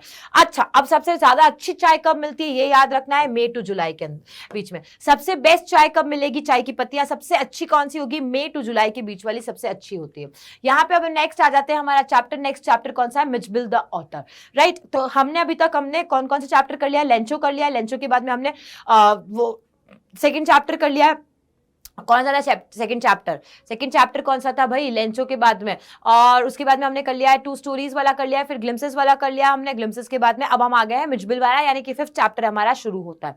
5th चैप्टर है मिचबिल द ऑटर। मिचबिल कौन है, मिचबिल एक ऑटर का नाम है। मिचबिल कौन है, एक ऑटर का नाम है। ऑटर क्या, एक एनिमल है, एक तरीका का एनिमल है जो कि इराक में पाया जाता है। जो कहां पे पाया जाता है, यहाँ पे कम पाया जाता है, इराक में ज्यादा पाया जाता है। तो अगर हम बात करें ऑथर जो है हमारे मैक्सवेल, गेविन मैक्सवेल की बात करते तो 1956 में एक बार ही वो कहां होते हैं, और इराक में होते हैं। कहां होते हैं, इराक में होते हैं। अब इससे पहले 1956 से पहले क्या होता है कि उस दौरान में उनके पास में एक पेट डॉग होता है, लेकिन उस पेट डॉग की हो जाती है डेथ, है ना, उनकी डेथ हो जाती है। गेविन मैक्सवेल के पास में पेट डॉग होता है, पालतू कुत्ता होता है, उसकी डेथ हो जाती है। अब उनको अकेलापन खाया जा रहा होता है और उनको कुछ पत्र लेने के लिए, कुछ लेटर्स लेने के लिए इराक जाना होता है। तो वो इराक जाते हैं, वहां अपने दोस्त को मिलते हैं, है ना। तो ऑन द वे उनके फ्रेंड मिलते हैं, वो फ्रेंड को बताते हैं कि यार मैं सोच रहा हूं कि क्यों ना मैं एक ऑटर को ही अपना पेट बना लूं, है ना, क्योंकि पहले वैसे ऑलरेडी मेरे पास में डॉग था, अब मैं उस डॉग तो लेने का करेज यानी साहस नहीं कर सकता, मैं ऑटर को अपना दोस्त बना लेता हूं, अपने साथ में रख लेता हूं, पेट रख लूंगा, ठीक है, इस तरीके से कहते हैं। अब कुछ दिनों बाद में वो मेल का लिए वेट कर रहे होते हैं, उनके दोस्त को तो मेल मिल जाता है, तो दोस्त वापस रिटर्न कर जाते हैं, लेकिन इनके मेल के आने में 5 दिन लग जाते हैं, कुछ टेक्निकलिटी की वजह से। कभी वहां पे ऑफ हो गया है, हॉलीडे है, रिलीजियस हॉलीडे है, कभी केबल नहीं हो पा रहा है, ऐसा करके, तो उनको 5 दिन लग जाते हैं। एक दिन उनको क्या होता है, कुछ दिनों बाद में एक दिन ऑथर जब अपने बेडरूम में जाते हैं तो वहां पे ऑलरेडी एक ऑटर होता है। ऑटर वो कौन देता है उनको, वही फ्रेंड जिसके सामने इन्होंने कहा था, जिक्र किया था कि भाई मुझे एक ऑटर चाहिए, वही फ्रेंड इनको ऑटर भेज देता है। और उनके साथ में 2 अरब्स होते हैं। कौन होते हैं, 2 अरब्स। तो 2 अरब पीपल जो एक सैक मतलब क्या होता है, बोरी, सैक में यानी कि बोरी के अंदर, सैक यानी बोरी के अंदर वो क्या लेकर के आते हैं, उस ऑटर को लेकर के आते हैं। जब ऑटर बाहर निकलता है तो पूरी जगह मिट्टी मिट्टी मिट्टी मिट्टी मिट्टी हो जाती है, वो इतना मडी होता है। ऑथर कहाँ पे रहते हैं? कुछ दिनों तक बसरा में रहते हैं, जब तक कि उनका मेल नहीं आ जाता। वहां जब बसरा में रहते हैं, कुछ मेल का वेट कर रहे होते हैं, तब तक क्या होता है कि वो ऑथर से अच्छी सी ऑथर के साथ में अच्छी दोस्ती कर लेते हैं। ऑटर जो है उसे पानी के साथ में खेलना बहुत ज्यादा मजेदार लगता है, उसे बहुत अच्छा लगता है। पहले तो वो हमारे जो मैक्सवेल है, मैक्सवेल के साथ में इतना घुलते मिलते नहीं है, पहले दिन थोड़ा सा अलग अलग रहते हैं, लेकिन दूसरे दिन वो उसको नहलाने ले जाते हैं और उनको मजा आ जाता है, और नहाना पानी में खेलना बहुत ज्यादा पसंद करते हैं। ऑथर ने कहा, हमारे गेविन मैक्सवेल ने कहा, मैंने इसका नाम क्या रखा था? मिचबिल रखा था, और इसीलिए इसको मैं मिच भी कहलाता था। क्या कहता था? मिच भी कहता था। ठीक है, बाथरूम में खेलना, पानी से स्प्लैशेस करना, ये सब उसको बहुत मजा लगता था। उसके कुछ टॉयज भी थे, उसके साथ में खेलना उसे मजा आता। लेकिन एक बार क्या हुआ कि अब वो काम हो गया, उनको मेल मिल गया। मेल मिलने के बाद में अब उनको लंदन तो वापस आना ही है, क्योंकि वहां तो वो सिर्फ पत्र लेने के लिए गए, मेल लेने के लिए यानी पत्र लेने के लिए गए, तो लंदन वापस आना है। तो ब्रिटिश एयरलाइंस से जब जाने की कोशिश करते, तो ब्रिटिश एयरलाइंस साफ मना करता है कि हम एनिमल्स को नहीं भेजेंगे हमारे एयरप्लेन्स में। अब वो दूसरा तरीका निकालते हैं, दूसरी एयरप्लेन से ले जाते हैं। जब दूसरी एयरप्लेन से ले जाते हैं, तो वहां क्या होता है कि साफ साफ लिखा होता है, एक इंस्ट्रक्शन दिया होता है कि yes you can brought your what I can say is कि तुम, हाँ कि तुम, सॉरी इंग्लिश में चली गई, कि that you can brought your animal in a pet in your a box. तो उन्हें एक बॉक्स की साइज दे दी जाती है कि इस बॉक्स की साइज में तुम्हें अपने पेट को लेकर के आना है। वो उसमें रख देते हैं उस पेट को, यानी कि ऑटर को उसमें डाल देते हैं। ऑटर को उसमें डाल देते हैं तो ऑटर क्या करने लगता है, उसके अंदर ऐसे खर्च खर्च करके स्क्रैचेस कर लेता है, खून खून कर देता है, ऐसे ब्लड स्पॉट्स वगैरह हो जाते हैं। एनी हाउ, अब उनकी प्लेन जाते हुए उन्हें दिखाई दे रही होती है, तो वो फटाफट से भागते, थोड़ा सा लेट हो जाता है, लेकिन प्लेन में जाकर के बैठ जाते हैं। प्लेन में ऑटर क्या करता है, खुद को बचा करके निकल जाने की कोशिश, एस्केप हो जाता है, मतलब खुद कैसे भी करके उसमें से बॉक्स में से बाहर निकल जाता है। अब बाहर निकल गया तो सारे जगह जो बाकी के प्लेन में मेंबर्स बैठे हुए हैं, वो सारे क्या हो जाते हैं, परेशान हो जाते हैं। ऑटर कहीं पे दिखाई नहीं देता है। आखिरकार जो एयर हॉस्टेस होती है वो ढूंढ के निकालती है और ला करके उसको दे देती है, किसे? मैक्सवेल को, यानी जो हमारे ऑथर है उसको ला करके दे देती है कि ये लीजिए आपका ऑथर। इस तरीके से थोड़ी सी बातचीत भी हो जाती है एयरप्लेन में एयर हॉस्टेस के साथ में, और वो कहते हैं कि ये एयर हॉस्टेस जो है वो क्या है, बहुत ही queen kind of a lady है, queen kind of a lady है, बहुत अच्छी लेडी है। अब घर आ जाते हैं, उनके घर के आसपास में भी बहुत सारा अच्छा सा पानी वानी का जगह होता है, मजे कर रहे होते हैं, अपने फ्लैट में रहते हैं। फ्लैट के सामने एक स्कूल होती है, बेसिकली फ्लैट के सामने स्कूल होती है, लेकिन उस स्कूल की जो आगे की दीवार है ना, वो दीवार छोटी सी होती है, वो ज्यादा लंबी नहीं होती। जैसे तुम्हारे भी स्कूल में देखा करो, स्कूल दिख जाती है, अंदर अंदर कौन खड़ा है वो भी दिख जाता है, उसकी दीवार जो है वो छोटी सी होती है, आगे की दीवार। तो वो आगे की दीवार पे जो ऑटर है, जब भी उसे वॉक पर लेके जाया जाता था, उस पर जंप कर देता था, उस पर चलता था, ऐसी सारी चीजें भी बताई। तो यहां पे एटलास बताया कि गेविन मैक्सवेल जो है, गेविन मैक्सवेल ऑटर को जब लेकर के घुमा करते थे, तो बहुत सारे अलग अलग कयास, स्पेक्यूलेशंस, अज्यूमेशंस, अज्यूम्स लगाए जाते हैं। अज्यूम करना मतलब क्या होता है, कयास लगाना कि ये तो ये है, तो कोई कहता कि ये तो है ना लेपर्ड है, कोई कहता है ये तो बेबी सील है, कोई कहता है ये तो स्क्विरल है, गिलहरी है, कोई कहता है एक तो हिप्पो है। ऐसे करके बहुत सारे कयास लगाए गए, यानी कि अजम्पशंस लगाए गए थे। फिर बहुत सारे लंडनर्स ने कभी देखा ही नहीं था, क्योंकि ये जो ऑटर है वो कहां पाया जाता है, सिर्फ इराक में पाया जाता है, तो उनके लिए बहुत ही अजीब सा एनिमल हो जाता है। लास्टली बताया गया है कि एक आदमी जो कि हम कह सकते हैं मजदूर है, वो क्या कर रहा होता है कि सड़क खोद रहा होता है, डिगिंग कर रहा होता है सड़क के अंदर। जब सड़क खोद रहा होता है तो वो एकदम से देखता है और वो पूछता है कि ये क्या है ना, what is suppose to be, ये क्या है आपके पास में, ये क्या है। और इस तरीके से हमारी इस कहानी का भी अंत हो जाता है।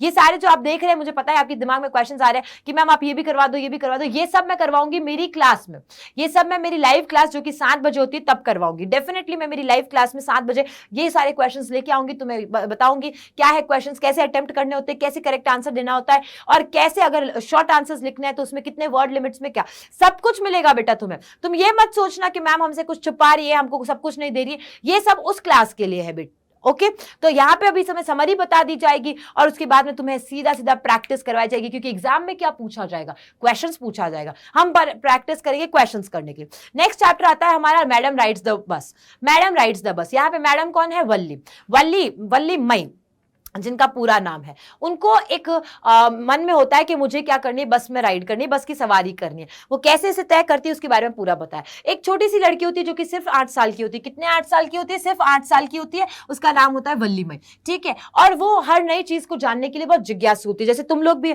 आसपास में क्या हो रहा है, किसने क्या किया, किसके पास में क्या है, कौन फोन में क्या देखता है, क्या चला रहा है, ये सारी चीजें होती है ना, तो वैसे ही वो भी बहुत क्यूरियस होती है। उसका फेवरेट पास टाइम, यानी कि जैसे हम टाइम पास करते हैं ना, टाइम पास करने के लिए दोस्त के पास चले गए, कहीं जाकर करके खड़े हो गए, तो उसका पास टाइम होता था कि अपने घर के बाहर जाकर के वो खड़ी हो जाती थी और आते जाते लोगों को देखा करती थी। उसी में सबसे फेवरेट जो चीज होती थी कि एक बस होती, बस को आते जाते वो देखा करती थी कि बस आई है, बस गई है, कितने बजे आती है, कितने बजे जाती है, कितनी देर लगाती है, कितने पैसेंजर्स चढ़ते हैं, कितने पैसेंजर्स उतरते हैं, वो पैसेंजर्स जो है यानी कि यात्री जो है वो क्या क्या बात करते हैं, कितना रुपया लगता है इधर से उधर जाने में, शहर तक पहुंचाने में, गांव से शहर, शहर से वापस, ये सारी चीजों को वो क्या कर लेती है, देख के सुन करके अपनी, क्योंकि इसकी इच्छा होती है कि मैं एक ना एक दिन बस में बैठूंगी और बस से मैं कहां जाऊंगी, शहर जाकर के आऊंगी। तो ये सारा क्या कर लेती है, वो कैलकुलेट कर लेती है दिमाग में। अब पैसे कहां से आएंगे, उसने सारी जानकारी ले ली, पैसेंजर से कुछ क्वेश्चंस पूछ लिया, आसपास में पड़ोसी को बात करते हुए ये क्वेश्चन पूछ के अपनी जो भी सारी उसकी क्यूरियोसिटी थी उसके आंसर्स मिल गए। अब पैसे कहां से आएंगे, तो पैसे के लिए वो क्या करती है कि उनके जैसे मेला लगता है या उसकी मम्मा उसको कहती है कि बेटा ना चलो तुम्हें खाना है कुछ, तो ये लोग कुछ पैसा है खा लो, तो लेकिन वो उस वक्त सारी चीजों को क्या करती थी, कंट्रोल रखती। अगर उसको मेले में जाने के पैसे दिया जाता था तो वो मेले में जाके खर्च नहीं करती, उसको बचाते। ऐसे कर करके इधर उधर से चिल्लर स्ट्री कॉइन्स को, चिल्लर को इकट्ठा कर करके उसने पैसे इकट्ठे कर लिए। एक तरफ जाने के पैसे होते थे 30 पैसे, एक तरफ जाने के पैसे 30, उसे वापस भी आना था तो उसने कह दिया भाई कि 30 और 30 मतलब मेरे को टोटल कितने लगने वाले हैं, 60 पैसे लगते हैं। ठीक है, 60 पैसे लगते हैं। ये सब चीजें जानकारी उसने प्राप्त कर ली थी। अब उसने ये भी देख लिया कि जाने में कितना घंटा लगता है, जाने में लगता है 1.5 घंटा। 1 बजे वो टाउन से, मतलब कि जब उसकी मम्मा दिन में सोएगी तो 1 बजे वो वहां से चली जाएगी, यानी अपने गांव से कहां चली जाएगी, बस में बैठ करके टाउन की तरफ चली जाएगी। फाइनली वो उस दिन 1 बजे बैठ जाती है उसके अंदर। जब बैठती है तो कंडक्टर उसको ना हाथ देता है ना, चढ़ने लगती है तो हाथ देता है, तो वो कहती है कि नहीं मैं अपने आप चढ़ सकती हूँ, मैं अपने आप कर सकती हूँ, फिर उसको पैसे भी देती है। तो यहां पर इस तरीके से जब देखता है कंडक्टर की वाह एक स्ट्रांग लेडी है, तो स्ट्रांग है मतलब कि ये सारा काम अपने आप से कर रही है, इसको कोई हेल्प की जरूरत नहीं है, कोई ये सिंपैथी लेकर के नहीं, मुझे मतलब छोटी बच्ची हूं, मेरे पास पैसे नहीं, आप मुझे घुमाने ले जाओ, ऐसा नहीं किया, सिंपैथी नहीं ली है। यहीं पे मेरी बात आती है, सिंपैथी मत लो यार दिल में कि हाँ हम बच्चा क्या ही करे, इंग्लिश इतनी टफ है, सिंपैथी क्यों लेना, संस्कृत भी टफ है, संस्कृत करते हो, एसएसटी भी टफ है, सब्जेक्ट सारे टफ है, साइंस मैथ्स भी टफ है, लेकिन करते हैं ना हम। तो सिंपैथी के साथ मत जियो जिंदगी में, कभी भी किसी की सहानुभूति पे मत जो, जिगरा है ना अगर तो किसी की सहानुभूति पे, किसी की दया पे, इस पे नहीं जीना है तुम्हें। ठीक है, खुद का स्टैंड लेना है, खुद को प्रूव करना है कि कोई बात नहीं, मेरे साथ में उल्टा हुआ है, सीधा हुआ है, कितनी भी मैंने संघर्ष किया लाइफ में, लेकिन खुद खड़े हैं और तुम्हारे सामने एक जीता जागता नमूना है ना, खड़े हैं हम। कितने ही संघर्ष आए थे, हमने सामना किया है, कई बार गिरे हैं, लेकिन उठे हैं, क्योंकि हमें वो वाली दया वाली भीख वाली जिंदगी नहीं चाहिए। जो आता है उस टैलेंट को हमने बहुत अच्छे से बताया है कि कैसे पढ़ा सकते हैं, जिंदगी भर पढ़ाने के लिए तैयार है हम। इस तरीके की चीजें आपको भी करनी है, आपको भी अपना टैलेंट पे वर्क करना है, और कभी भी दया पे मत जीना बेटा, किसी की दया पे मत जीना। दया करनी अच्छी बात है, लेकिन अपनी जिंदगी बस कि वो देंगे तो हम कर लेंगे, ऐसे पे नहीं जीते। तो यहाँ पे ये चीज देखते हैं ना कि वो कंडक्टर देखता है कि अच्छा ये तो पैसे भी दे रही है, तो उसको क्या कह देता है, कंडक्टर कहता है। कंडक्टर उसका नाम क्या कह देता है, उसको कहता है मैडम। इस तरीके से हैप्पी होती है वल्ली जो होती है वो हैप्पी होती है, और वो बैठ जाती है, बैठ करके साइड में जो सारे सीन होते हैं वो देखती है विंडो में से कि कहाँ पे कैनाल्स है, ग्रास लैंड है, बहुत बड़े बड़े जो हम कह सकते हैं घास के मैदान है, माउंटेन्स है, पहाड़ है, ब्लू स्काई है। ये सब उसके लिए पहली बार होता है बेटा। एक जो 8 साल का बच्चा है जो कि अपने घर के दरवाजे से बाहर कभी नहीं निकला होगा अकेले, वो ये सारी चीजें देख रहा है, तो इसके लिए बहुत ही लुभावनी चीजें होती है। कभी तुम्हें भेज दिया जाए अकेले कहीं पे, तो तुम भी देखोगे ना ये सारी चीजें कि वाह यहाँ पे ऐसे पहाड़ है, यहाँ पे तो बर्फ भी गिरती है। बस वैसे वो बच्ची के लिए वो टाउन तक, शहर तक जाना था। बीच में बस में बहुत सारे पैसेंजर्स भी मिलते हैं उसको, एक ओल्ड मैन मिलता है, एक ओल्ड वुमेन भी मिलती है। तो पर इसको वो पसंद नहीं आते, इतना वो पसंद नहीं आते कि मतलब बात करना, उनसे इंटरेक्ट करना, बातचीत करना उनको नहीं पसंद आता। वो अपने में रह करके बस देखना चाहती है। एट लास्ट ये जो वल्ली है ना, उसकी बस जा रही होती है, वल्ली जिस बस में बैठी होती है वो बस जा रही होती है, उसके आगे एक काव आती है, एक छोटी सी यंग काव आती है, और वो यंग काव जो ना वो बहुत ही हैप्पी होती है, बहुत ही खुश होती है। अब जैसे जैसे हॉर्न यानी कि हॉन्क किया जाता है, हॉर्न बजाया जाता है, वो जो गाय है वो आगे पीछे अपनी पूंछ को हिलाते हुए जो बस है उसके सामने आमने सामने ऐसे जा रही होती है। इस बात पे वल्ली को बहुत मजा आता है, और वल्ली खड़ी होकर के ऐसे कूद करके तालियां बजाने लग जाती है, क्योंकि ये सबसे बड़ी हैप्पीनेस होती है उसके लिए। आखिरकार जो काव है वो थोड़ी सी साइड हो जाती है, बस निकल पड़ती है आगे टाउन की तरफ। जब टाउन की तरफ पहुंच जाती है तो टाउन में सब जने उतरने लगते हैं। अब वल्ली उतरती नहीं है तो कंडक्टर बोलता है कि अरे यहां तक आई हो तो जाओ, शहर को देख के आओ, शहर में उतरो, शहर में देख के आओ, कुछ खा पी के आओ। वो मना कर देती, नहीं मैं सिर्फ और सिर्फ बस की सवारी यानी कि मैं इस बस की राइड लेना चाहती थी, मैं नहीं उतरूंगी। वो बोलता चलो कोई नहीं, मैं तुम्हारे लिए कोल्ड ड्रिंक ले आता हूँ, कंडक्टर कहते हैं। लेकिन वल्ली मना कर देती है, नहीं मुझे नहीं पीनी है। यानी यहाँ पे भी वो क्या है, समझ रहे हो ना तुम, उसमें वो अहम की बात नहीं है, अहम नहीं है, उसके पास पैसे नहीं है, कोई भी तुम्हें देगा कि बेटा चॉकलेट खाएगा, हम तो पहले ऐसे फुर निकलेंगे, हाँ हाँ चॉकलेट दिला दो ना, चॉकलेट दिला दो ना।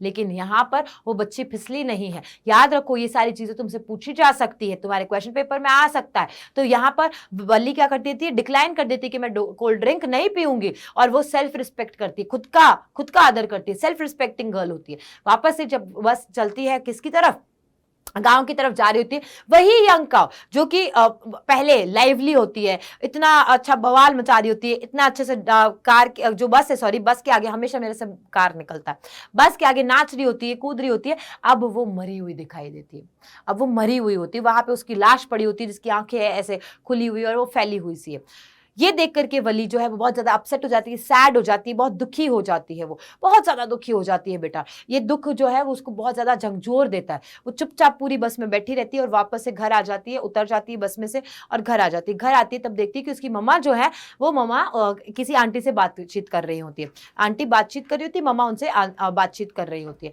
और आंटी के हाँ में हाँ मिलाते हुए वो अंदर चली जाती है और उसे लगता है कि मेरा सीक्रेट जो है वो किसी को कभी भी पता नहीं चलेगा कि मैंने बस की राइड ली थी। ओके यहाँ पे हमारा चैप्टर खत्म होता है। फिर नेक्स्ट चैप्टर की तरफ आगे बढ़ते हैं, द सरमन एट बनारस, यानी सेकंड लास्ट चैप्टर है हमारा द सरमन एट बनारस। सरमन मतलब होता है उपदेश बेटा, सरमन का मतलब क्या होता है, उपदेश। बनारस के घाट पर बैठ करके किसने उपदेश दिया था, गौतम बुद्धा ने। तो ये चैप्टर किसके बारे में, गौतम बुद्धा के बारे में। चैप्टर की शुरुआत कर लेते हैं। इस चैप्टर के अंदर गौतम बुद्धा जो है, इस चैप्टर में जो गौतम बुद्धा है ना, वो जो कि एक रॉयल फैमिली में जन्म लिए थे और उनका नाम क्या था, सिद्धार्थ गौतम था। सिद्धार्थ नाम था उनका बेसिकली, और सिद्धार्थ नाम जब था तो तब वो मतलब क्या थे, रॉयल फैमिली से बिलोंग करते थे। वो राजा की फैमिली में थे और प्रिंस थे। उनको पढ़ने के लिए बाहर भेज दिया गया था, और वो भी क्या, हिंदू धार्मिक ग्रंथों को पढ़ने के लिए, होली सीक्रेट स्क्रिप्चर्स को पढ़ने के लिए बाहर भेज दिया गया था। फिर उनको बुलाया गया था, बुला करके उनकी शादी कर दी गई, शादी वादी हो गई, उसके बाद में उनके एक बच्चा भी हो गया। अब जब तक वो 25 साल के हो गए थे, ये 25 साल के हो गए, तब तक उन्होंने दुनियादारी नहीं देखी, दुनियादारी नहीं देखी, यानी एक्चुअली क्या है दुनिया वो नहीं जाना था। एक बारी वो शिकार के लिए निकलते हैं, हंटिंग के लिए निकलते हैं। जब शिकार के लिए, हंटिंग के लिए निकलते हैं, तब वो देखते हैं कि एक बूढ़ा आदमी है, एक बीमार आदमी है, एक अर्थी का यानी कि फ्यूनरल प्रोसेशन जा रहा है, फ्यूनरल प्रोसेशन मतलब एक अर्थी जा रही है वहां से, और एक मंक है, मंक मतलब कि भिक्षुक है, और वो आर्म्स मांग रहा है, भिक्षा मांग रहा है कि खाने के लिए माई मुझे कुछ दे दे। तो ये सारी जब चीजें देखते हैं वो, तो उनका दिल जो है वो झंझर जाता है, झंझोर जाता है, और वो देखते हैं कि क्या है ये। उसी वक्त वो सोच लेते हैं कि मैं अभी आज इसी वक्त जो भी ये मेरी रॉयल चीजें हैं उन सबका त्याग करता हूं, सैक्रिफाइस करता हूं, और मैं तब तक जब तक कि एनलाइटनमेंट यानी कि मोक्ष की प्राप्ति नहीं कर लेता हूं, एनलाइटनमेंट की प्राप्ति नहीं कर लेता हूं, मोक्ष नहीं प्राप्त हो जाता है, तब तक मैं क्या करूंगा, इसी चीज के लिए मतलब पूरी कोशिश करूंगा, प्राप्त करके रहूंगा। 7 साल भटक जाते हैं वो, 7 साल तक भटकते हैं, ये सारी चीजें होती है। फिर एक बार वो क्या करते हैं, पीपल ट्री के नीचे बैठ करके मेडिटेट करते हैं, पीपल ट्री के नीचे मेडिटेट करते हैं बैठ के, और तब उनको एनलाइटनमेंट, मोक्ष की प्राप्ति होती है। 7 दिन बाद में उनको मोक्ष की प्राप्ति होती है, और तभी से वो क्या कहलाने लग जाते हैं, वो कहलाने लग जाते हैं सिद्धार्थ गौतम की बजाय गौतम बुद्धा कहलाने लग जाते हैं, बुद्धा। ओके, अब जो ट्री है उसका भी नाम रख दिया गया है ना, गौतम बुद्धा जो है जिस ट्री के नीचे बैठे थे उस गौतम बुद्धा के उस ट्री का भी नाम रख दिया गया था, वो भी क्या है, अवेकनिंग ट्री या एनलाइटनमेंट ट्री कहा गया उस ट्री को। एक बारी क्या होता है, किस्सा गौतमी होती है ना, किस्सा जो गौतमी होती है उसका किस्सा बताया गया है यहाँ पे कि किस्सा गौतमी की एक अकेला पुत्र ही होता है, ओनली सन शी हैड, उसके पास में एक बच्चा ही होता है, उसकी हो जाती है डेथ। अब वो डेथ के कारण इतनी दुखी हो जाती है, सौरो और लाइक ग्रीव हो जाता है, उसको इतना दुख हो जाता है कि वो हर घर जाकर के दरवाजा खटखटाती है और कहती है कि प्लीज मेरे बच्चे को मतलब मेरे बच्चे को वापस से जिंदगी दे दो, अलाइव कर दो, जिंदगी दे दो उसको। इस तरीके से वो बार बार हर दरवाजे पे जाती है, लेकिन कोई आंसर ही नहीं देता उसे, कोई उसका साथ नहीं देता है।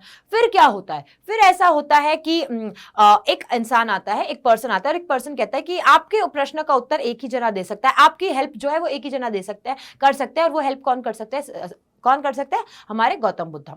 वो गौतम बुद्धा के पास में जाते हैं, गौतम बुद्धा उसकी सारी बात सुन लेते हैं और वो कहते हैं ठीक है मैं आपकी मदद कर दूंगी, मैं आपकी मदद कर दूंगा, आपको हैंडफुल ऑफ मस्टर्ड मतलब कि एक मुट्ठी भर जो सरसों है वो लेकर के आना है।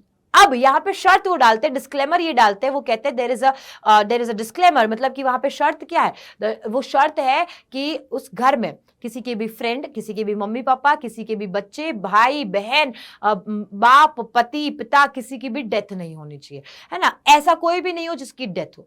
वो फिर से, क्योंकि वो इतनी पागल होती है अपने बच्चे के प्यार में, है ना, अपने सन्स लव में इतनी ज्यादा पागल होती है, तो वो जाती है, हर घर खटखटाती है, लेकिन उसे एक भी घर नहीं दिखाई देता है, उसे एक भी घर नहीं मिलता है ऐसा जिसमें हर जना तैयार होता है, लेकिन जैसे ही वो बोलती है कि मुझे, क्या आपके घर में किसी की डेथ तो नहीं हुई है ना, वहां पे सब जने उसको मना कर देते कि नहीं, हमारे तो किसी ना किसी की डेथ हुई है, ऐसी बात हो जाती है। फिर उसे एक्चुअली पता चल जाता है, एक बार जब वो बैठती है तो उसे पता चल जाता है कि डेथ जो है वो क्या होती है, वो तो कॉमन है, मतलब इन सब से थक हार के कि वो बैठ जाती है तो सिटी की तरफ, शहर की तरफ देखती है, तो वहां पर लाइट जो है वो झप कर रही होती है, तभी उसे रियलाइजेशन हो जाता है, तभी उसे फील हो जाता है, तभी उसे एहसास हो जाता है कि डेथ सब के लिए कॉमन है, डेथ सभी के लिए कॉमन है, ये बात उसे समझ में आ जाती है, और फिर वो अपने बच्चे के दुख से भी बाहर आ जाती है, बच्चे की मृत्यु के दुख से बाहर आ जाती है। चलो यहां पे हमने ये पार्ट कर लिया। लास्टली आता है द प्रपोजल। ये एक वन एक्ट प्ले है। वन एक्ट प्ले का मतलब क्या होता है, वन एक्ट प्ले मतलब एक बार में शुरू हुआ था, एक बार में ही खत्म हो गया था। तीन यहाँ पे मेजर कैरेक्टर्स है हमारे लिए, चुबुकोव है, लोमोव है और नतालिया। चुबुकोव जो है, चुबुकोव जो पिता होता है किसका, चुबुकोव पिता होता है नतालिया का। किसका, नतालिया का पिता होता है चुबुकोव। और दूसरा हमारे पास में कौन आता है, दूसरा हमारे पास में आता है लोमोव। लोमोव जो है ये इनका नेबर है, क्या है, नेबर है, पड़ोसी है, ये इनका नेबर है, पड़ोसी है। तो होता क्या है, मैं आपको स्टोरी पूरी बता देती हूँ कि जो लोमोव है ना, वो एकदम इवनिंग ड्रेस में तैयार व्यार होकर के और ग्लव्स पहन करके चुबुकोव के घर आता है। चुबुकोव भी उसका उसको बहुत अच्छे से वार्मली आदर सत्कार के साथ में बुलाते हैं अंदर, उसको अच्छे से रिसीव करते हैं, ग्रीटिंग करते हैं, वेलकम करते हैं, ये सब हो जाता है। अब बीच बीच में ना कुछ कुछ ऐसे पार्ट्स है जहां पे आपको कुछ वो ज्यादा जरूरी नहीं है सोचना करने की, कि जैसे शुरुआत में जैसे बताया गया कि लोमोव है ना बताने में ही इतना ज्यादा टाइम ले लेता है कि मैं क्यों आया हूँ, क्या है वजह की, तो मैं वो सारी चीजों का टाइम वेस्ट नहीं करूंगी, मैं सीधा सीधा बता देती हूँ आपको। तो लोमोव वहां पे बताता है चुबुकोव को कि अच्छा, चुबुकोव ये सोचता है कि लोमोव आया है पैसे मांगने के लिए, क्योंकि पहले भी पैसे मांग करके जा चुका है, ठीक है। लेकिन लोमोव बता देता है, लोमोव कहता है कि मैं आपकी बेटी से शादी करना चाहता हूं, I want to marry to your daughter, and मैं उसकी शादी का प्रपोजल लेकर के यहाँ पे आऊं। तो प्रपोजल किसका है, शादी का। अब यहाँ पे एक चीज याद रखना, यहाँ पे ये मैसेज देती है, ये स्टोरी जो है, ये हमारा जो चैप्टर है, ये मैसेज देता है कि कैसे जो वेल्दी पीपल होते हैं, जो कि मतलब उच्च घराने के जो लोग होते हैं, वो क्या करते हैं, सिर्फ पैसा देखते हैं कि पैसा है इनके पास में, पैसे से पैसे की शादी हो गई, वो कुछ और नहीं देखते। वो देखते हैं कि पैसे से पैसे की शादी हुई तो हमारा और ज्यादा बड़ा कारोबार होगा, इस तरीके से। ओके, तो पैसा देखा। अब चुबुकोव खुश भी हो जाता है क्योंकि उसकी बच्ची जो है, चुबुकोव की जो बच्ची है वो भी 25 साल के अराउंड की हो चुकी है, लड़की जो है उनकी नटालिया, वो भी 25 साल के अराउंड की हो चुकी है, तो खुश तो हो जाता है ना। अब इस बीच में वो बुलाता है नटालिया को, नटालिया बाहर आती है, बातचीत करते हैं वो लोग, लेकिन बातचीत किसमें, एक आर्ग्यूमेंट में, एक क्वारल में बदल जाती है। बातचीत किसमें, क्वारल में बदल जाती है। पहला जो आर्ग्यूमेंट होता है वो आर्ग्यूमेंट होता है ऑक्सन मीडोज को लेकर के। किसको लेकर के, ऑक्सन मीडोज को लेकर के आर्ग्यूमेंट हो जाता है। ऑक्सन मीडोज अगर यहां पे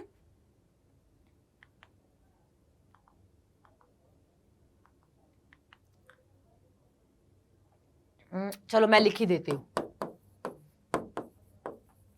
ऑक्सन मीडोज क्या होता है, मीडोज मतलब होता है गार्डन, बहुत लंबा चौड़ा ग्रीन गार्डन होता है, उसे कहा जाता है घास का मैदान, उसे मीडोज कहा जाता है। सो ऑक्सन मीडोज के कारण उनके बीच में झगड़ा हो जाता है। वो नतालिया कहती है कि तो हमारा है, लोमोव कहता है कि नहीं, पेपर्स हमारे हैं, मेरी दादी ने, और ऐसा ऐसा करके उनके बीच में बातचीत बहुत बढ़ जाती है कि मेरी दादी ने तुम लोगों को वहां पर अपने भैंसों को, गायों को चराने के लिए दिया था, और तब से तुम लोग उसका मिसयूज कर रहे हो, एंड काइंड ऑफ थिंग्स हो गई, ठीक है। उसके बाद में यहाँ पे इन सब बातों में क्या होता है, गर्मा गर्मी में जो लोमोव है ना, वो अपनी, उसकी दिल की जो धड़कन है, लोमोव की जो दिल की धड़कन है वो तेज हो जाती है, उसको एक दिक्कत होती है, उसको हेल्थ इश्यूज होते हैं। और वो हेल्थ इश्यूज किसके होते हैं, पैल्पिटेशन के। किसके, पैल्पिटेशन का मतलब क्या होता है, हार्ट की जो धड़कनें होती है ना, हमारे दिल की धड़कनें, वो बहुत तेज से घबराहट हो जाना, तेज, ऐसा, उसे पैल्पिटेशन कहते हैं।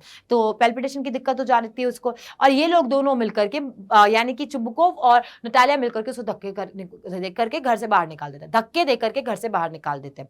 फिर नतालिया बैठी होती है, तो चुबुकोव आखिरकार बता देता है कि उसके आने का पीछे का रीजन था लोमोव कि तुमसे शादी करना चाहता। अब नतालिया फिर से जिद करने लग जाती है और कहती है कि टेक हिम बैक, उसे वापस लाओ, उसे वापस लेके आओ, है ना, और शादी की बात करनी है।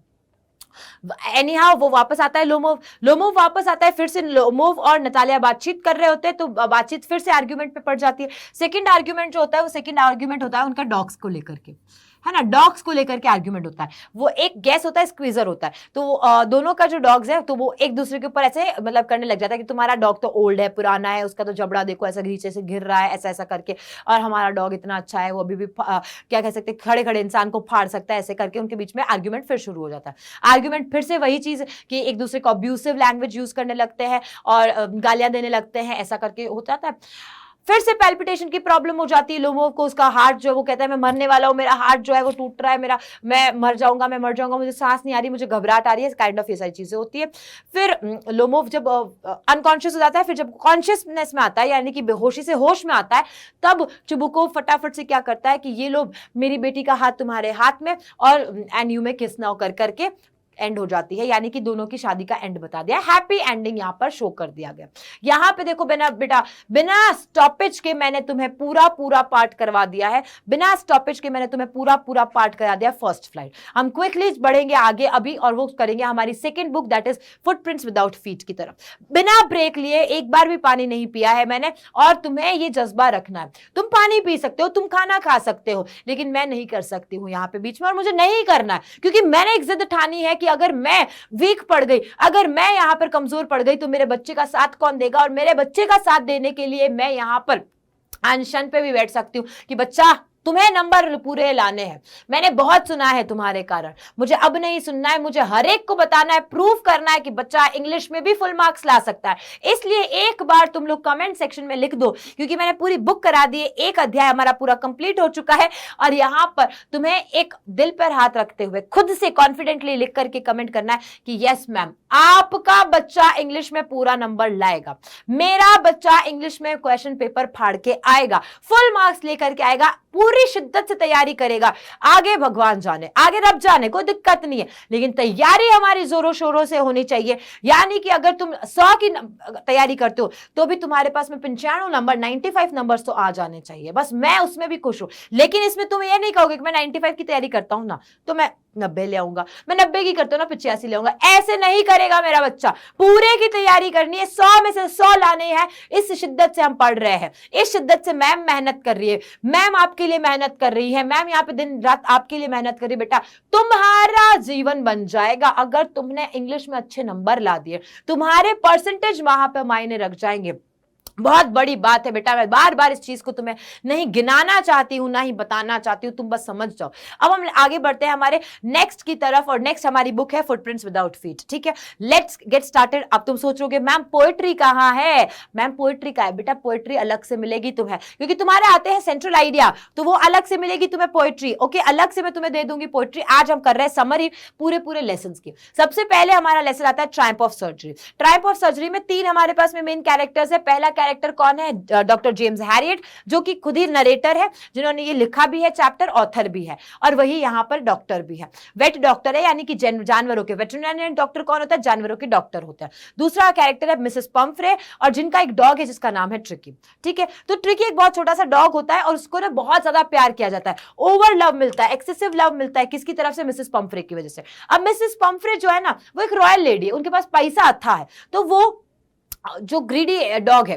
ना वो ग्रीडी लालची हो जाता है, उसको खाना बहुत ज्यादा जबरदस्ती खाना मिलता जाता है, वो भी एंजॉय करता है। एक बारी जब हम कह सकते हैं वेटरनरी डॉक्टर जेम्स हैरियट है, वो देखते हैं, वो एनकाउंटर करते हैं, रास्ते से जा रहे होते हैं, तब वो देखते हैं कि जो ट्रिकी है वो तो चलने लायक भी नहीं है, उसके तो आसपास में से ऐसे ना क्या मोटे से सॉसेजेस जो है ना, वो सॉसेजेस इधर उधर लटक रहे हैं, यानी कि वो इतना मोटा हो चुका है कि वो चल नहीं पा रहा है। यहाँ पर ट्रिकी के लिए कई बार वो एडवाइस भी देते हैं, कि भाई उसको एक्सरसाइज करवाओ, उसकी स्ट्रिक्ट डाइट कर दो, उसे हर चीज खाने को मत दो।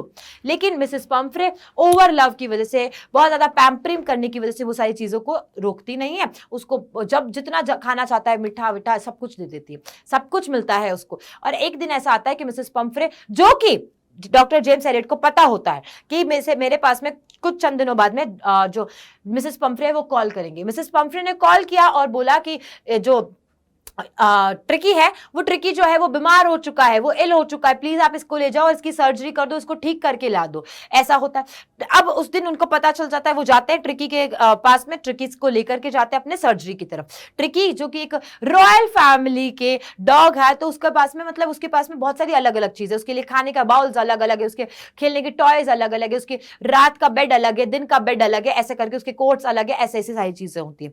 अब पहुंच जाते हैं हम सीधा सीधा कहां पे, सर्जरी के ऊपर। सर्जरी में जाते हैं, सर्जरी में देखते हैं बहुत सारे दूसरे डॉग्स भी है, और हमारा उसके बीच में एक मतलब हट्टा कट्टा क्या कह सकते हैं, मोटू मोटू सा है ना, इधर उधर डोलता हुआ सा, जिससे कुछ ठीक तरीके से खड़ा भी नहीं हुआ जा रहा है, वो है कौन, हमारा ट्रिकी। अब डॉक्टर जो है जेम्स हेरियट, वो क्या करते हैं, 3 दिन तक उसे कुछ खाना नहीं देते, 3 दिन तक उसे खाना नहीं देते, और उसे सिर्फ और सिर्फ पानी पे रखते हैं। अब तीसरे दिन उसे भूख लगती है, तीसरे दिन उसके अंदर की भूख जागती है। अब वहां पर जो सर्जरी है उसके अंदर एक रूल होता है, सबसे पहला खा लेगा मजे ही मजे, जो सबसे लास्ट तक खाएगा, जिसका लास्ट में बचा रहेगा, तो उसके अंदर सबका पार्ट होगा, है ना। जैसे हम लोग मैगी वैगी खाते हैं, तो खुद का फटाफट खत्म करते हैं, आइसक्रीम खाते हैं, खुद का फटाफट खत्म करते हैं, भाई दे देना, भाई दे देना, मैं तो ऐसा ही करती हूँ, तो हम दूसरे का भी पार्ट खा जाते हैं। तो यही रूल वहां पे भी था। पहले दिन ऐसा ही हुआ कि वो जो ट्रिक है वो बहुत धीरे धीरे आराम आराम से खाया था, बाकी सब ने उसका खा लिया। ऐसे ऐसे करके बहुत दिन बीत गए। अब मिसेस पंफ्रे रोज कॉल करके पूछती थी कि ट्रिकी कैसा है ना, ट्रिकी की तबीयत ठीक है कि नहीं है, और उसके लिए साथ साथ में वहां से एग्स भेजती है, हॉर्लिक्स भेजती है, वहां से वाइन भेजती है, मतलब उसको जो जो चीजें दे भेजती है, उस सबका फायदा कौन उठा रहा होता है, who were enjoying all these things were enjoyed by the employees and doctor James Harriet who was working in who was working in surgery. Surgery में जो काम कर रहे होते हैं ना, वो वहां पर सब चीजों का मजे ले रहे होते हैं। ये सारी चीजें वो नहीं देते हैं, वो नहीं देते हैं किसे, ट्रिकी को नहीं देते हैं। और ट्रिकी को क्या करते हैं, दूसरे डॉग्स के साथ में मिलकर के एक्सरसाइज करवाई जाती है, उसको खेलने के लिए दे दिया जाता है, वो अच्छे से रिकवर होता है, बहुत फास्टली रिकवर होता है। 15 डेज के बाद में, पूरे 15 दिन का वो बोलते हैं कि 15 दिन हमें उसको सर्जरी में रखना पड़ेगा। तो जेम्स हेरियट 15 दिन के बाद में कॉल करके, उनका मन नहीं मानता है, वो कहते हैं कि वो मतलब कहते हैं कि मेरा तो डिजायर है, मेरी इच्छा है कि भाई यहीं पे रह जाए ट्रिकी, तो उसको जो ट्रिकी को सारी चीजें आ रही है उसका एंजॉयमेंट पूरे टाइम ले सके। लेकिन 15 दिन के बाद में वो मिसेस पंफ्रे को कॉल करते हैं और बोलते हैं कि ट्रिकी को आप ले जा सकते हैं। और इस तरीके से जब ट्रिकी को ले जाने आती है तो वो थैंक यू करती है जेम्स हेरियट को, और कहती है कि it is Triumph of surgery, जबकि सर्जरी हुई नहीं थी, उसको कोई बीमारी थी नहीं, उसको ओवर लव और ओवर फीड किया जा रहा था। यहां फर्स्ट चैप्टर खत्म होता है, सेकंड चैप्टर की तरफ आगे बढ़ते हैं। सेकंड चैप्टर है द थीफ स्टोरी। जो थीफ स्टोरी है, इसके अंदर 2 मेन कैरेक्टर्स है, हरी और अनिल सिंह। जो अनिल और हरी सिंह। अनिल जो होता है वो एक लेखक होता है, वो लेखक होता है बेसिकली। वो क्या करता है, वो लिखता है और उसकी जो पब्लिकेशन कभी छप जाती है, कभी नहीं छपती है। और हरी सिंह जो 15 साल का ही होता है, छोटा सा बच्चा मान लो, वो एक छोटा बच्चा होता है, 15 साल का होता है, लेकिन वो चोर होता है। वो हर बार कहीं चोरी करता है, वो वहां से भाग जाता है, अपना नाम चेंज करता है ताकि पुलिस उसे नहीं पकड़ सके, और पहले जिसके यहाँ पे उसने काम किया उसे पकड़ ना सके, इसलिए हर बार शहर बदलता है, नाम बदलता है और चला आता है दूसरी जगह। अनिल है ना, अनिल क्या करते हैं, रेसलिंग मैच देख रहे होते हैं। अनिल क्या देख रहे होते हैं, रेसलिंग मैच देख रहे होते हैं, वो पहलवानी का देख रहे होते हैं। तभी आकर के हरी सिंह उसको अपनी बातों में क्या करता है, मस्का उसका लगाता है, उसको बटरिंग करता है और उसको बहला फुसला करके बातों में फंसाने की कोशिश करता है, क्योंकि उसका नेक्स्ट टारगेट चाहिए, उसे पैसा चाहिए, तो उसको नेक्स्ट टारगेट बनाना है, किसी को तो रॉब करना है, किसी पे तो चोरी करनी है। बट आखिरकार जब उनको पता चलता है कि अनिल के पास में इतना पैसा है नहीं, तो वो सोचता है कि क्या मैंने मिस जज तो नहीं कर दिया है, कि टारगेट मुझे अच्छा खासा पैसे वाला चाहिए था। लेकिन वो कहता है जो भी है चलो कोई बात नहीं, एक बार तो इससे काम चलाएंगे। अब बात आती है कि हरी सिंह कहता है कि आप मुझे काम पे रख लो। अनिल कहता है मेरे पास में पैसे देने के लिए नहीं है, मैं तुम्हें काम पे रख सकता हूं, लेकिन मैं तुम्हें खाना खिला सकता हूं, अगर तुम खाना बनाना जानते हो तो मैं तुम्हें खाना खिला सकता हूं और तुम्हें मेरे घर में रख सकता हूं। इस बात पे दोनों की हामी हो जाती है। मोड ऑफ कंडक्ट ये बनता है कि he is going to teach him और to make him learn and write, उसे लिखना पढ़ना भी सिखाएगा। ये धीरे धीरे दोनों के बीच में जो है धीरे धीरे आगे बातचीत बढ़ती है। रोजाना की घर की ग्रोसरी, घर का किराने का सामान वामान लाता है कौन, हरी सिंह लाता है। उसमें से थोड़ा सा 1 रुपया करके बचा लेता है, जैसे तुम भी बचाते हो। तो वो भी अपनी चोरी से तो कैसे बाज आएगा, तो वो एक रुपया बचा लेता है। एक दिन क्या होता है, एक दिन अनिल जो है, अनिल आकर के बताता है, अनिल कहता है कि भाई मेरा जो एक काम था, जो एक उन्होंने लिखनी लिखी थी, पब्लिकेशन में चला गया, उसकी वजह से उनको कितने रुपए मिलते हैं? उसकी वजह से उनको 600 रुपए मिलते हैं। कितने मिलते हैं? 600 रुपए मिलते हैं। वो लाकर के खुशी खुशी सामने दिखाते हैं, क्योंकि अब वो उसको एक अपना फैमिली का मेंबर मानने लगता है। तो उसको दिखाते हैं कि देखो भाई, मुझे 600 रुपए मिल गए हैं, और मुझे 600 रुपए किस लिए मिले? क्योंकि मेरा पब्लिकेशन में वहां पर वो जो जर्नल है वो पब्लिश हो गया। इस तरीके से होता है। अंदर तो अब वो चोर है। अब अंदर से अनिल के हरि सिंह के अंदर से आवाज आती है। हरि सिंह सोचता है कि मुझे ये पैसे चोरी करना है, और वो रात होने का वेट करता है कि कभी सो जाएगा तो उसके तकिए के नीचे से पिलो, अंडर द पिलो, वो क्या करेगा? स्टील करके भाग जाएगा। और वो करता भी है। वो वेट करता है, वो पैसे चुराता है और वो भाग जाता है, निकल पड़ता है। वो निकल पड़ता है, निकल के पहुंचता है ट्रेन पकड़ने के लिए लखनऊ के लिए। अब रेलवे स्टेशन पे पहुंचता है, बट एनी हाउ वो ट्रेन नहीं पकड़ता है। उसको कोई चीज पकड़ लेती है, वो ट्रेन नहीं पकड़ता। अब ट्रेन छूट जाती है उसकी, है ना। अब उसके बाद में वो सोचता है कि मैं कहीं पे जाऊंगा, यहाँ तो कोई मेरा दोस्त भी नहीं है, और इतनी रात को अगर मैं कहीं पे जाकर के रुकूंगा इतने सारे पैसों के साथ में, तो वो मुझ पर शक करेंगे डेफिनेटली। तो यहाँ इस जगह, इस सिटी के अंदर मेरा एक ही दोस्त है, वो है अनिल। मैं उसके घर पे चला जाता हूँ। राइट इसी दौरान उसके दिमाग में ये सारी चीजें चल रही होती है कि भाई अनिल जो है ना, उसको पैसे जाने का गम नहीं होगा। Loss of money is not the matter for him, कि जो पैसे हैं उसके होने का कमी, मतलब उस चीज की ना उसको कमी या उस चीज का दुख नहीं होगा। उसको दुख होगा कि उसका विश्वासघात हुआ है। लॉस ऑफ ट्रस्ट के ऊपर उसकी बात उठेगी, लॉस ऑफ ट्रस्ट के ऊपर उसकी बात उठेगी, और उसकी इस चीज का बहुत ज्यादा पेन होगा, है ना, दुख इस बात का होगा, क्योंकि उसने अपनी जिंदगी में बहुत ज्यादा क्या कह सकते हैं, चोरियां की है। तो उस चोरियों में उन्हें पता है कि जो लालची इंसान है वो रोता है पैसे के लिए, और जो पुअर है वो कहता है कि मेरे पास वैसे ही कितना था, तो खुद को सांत्वना यानी कंसोल कर लेता है। लेकिन अनिल के साथ ये बात नहीं होने वाली। अब वो चला जाता है, और वो मतलब सोचता है फिर से कि भाई वो मुझे पढ़ना लिखना सिखाएगा, ये तो कुछ पैसे है, चंद पैसे है, इससे मेरी पूरी जिंदगी नहीं निकल सकती, एक वीक निकाल लूंगा, मैं लग्जरियस लाइफ जी लूंगा, लेकिन वो मुझे पढ़ना सिखाएगा, पढ़ने से मैं और ज्यादा पैसे कमा सकता हूं। वो वापस से चला जाता है अनिल के घर पे, जाकर के वहीं पे पैसे रख देता है और सो जाता है। दूसरे दिन जो अनिल है वो उसे 50 का नोट देते हैं, और बोलते हैं मैंने तुम्हें बहुत टाइम से रुपए ही नहीं दिए, मैंने तुम्हें कभी, तुम्हारे भी तो कुछ एक्सपेंसेस होंगे, तुम्हारे भी कुछ खर्च होंगे, मैंने तुम्हें पैसे नहीं दिए, ये लो पैसे और तुम अपने खर्चे निकालना। तब नोट जो है वो गीला है। उसने जैसे ही हरि सिंह ने लिया, नोट गीला है। लेकिन अनिल ने कुछ भी नहीं बोला, उसको कुछ भी फील नहीं करवाया, ना ही उसे कुछ बोला, और इस तरीके से ये एंड हो जाती है स्टोरी। आगे बढ़ते हैं हमारी next story, and the next story is about the midnight visitor. Midnight visitor के अंदर 3 है अगेन कैरेक्टर्स। 3 कैरेक्टर्स में सबसे पहला कैरेक्टर जो मेन कैरेक्टर है ऑसबल। ऑसबल जो है, ऑसबल कैरेक्टर जो है, हम उसके बारे में बात करें तो वो एक एजेंट है, सीक्रेट एजेंट है। जब सीक्रेट एजेंट की बात आती है तो हमारे दिमाग में आता है कि सीक्रेट एजेंट जो होता है ना, वो तो एकदम ऐसे James bond bond bond bond bond, और एकदम जैसे कि सलमान खान का जो बॉडीगार्ड है ना, हट्टा कट्टा सा काइंड ऑफ ऐसी पर्सनालिटी होती है सीक्रेट एजेंट्स की। लेकिन ऑसबल बिल्कुल अपोजिट था, बिल्कुल अपोजिट था।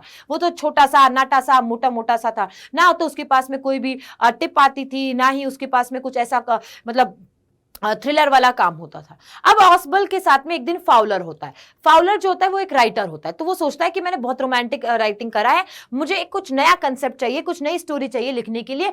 तो इसलिए वो किसके पास जाता है? फाउलर के पास जाता है। फाउलर फ्रेंच होटल में रहता है। फाउलर और ऑसबल जो है वो फ्रेंच होटल में रहते हैं।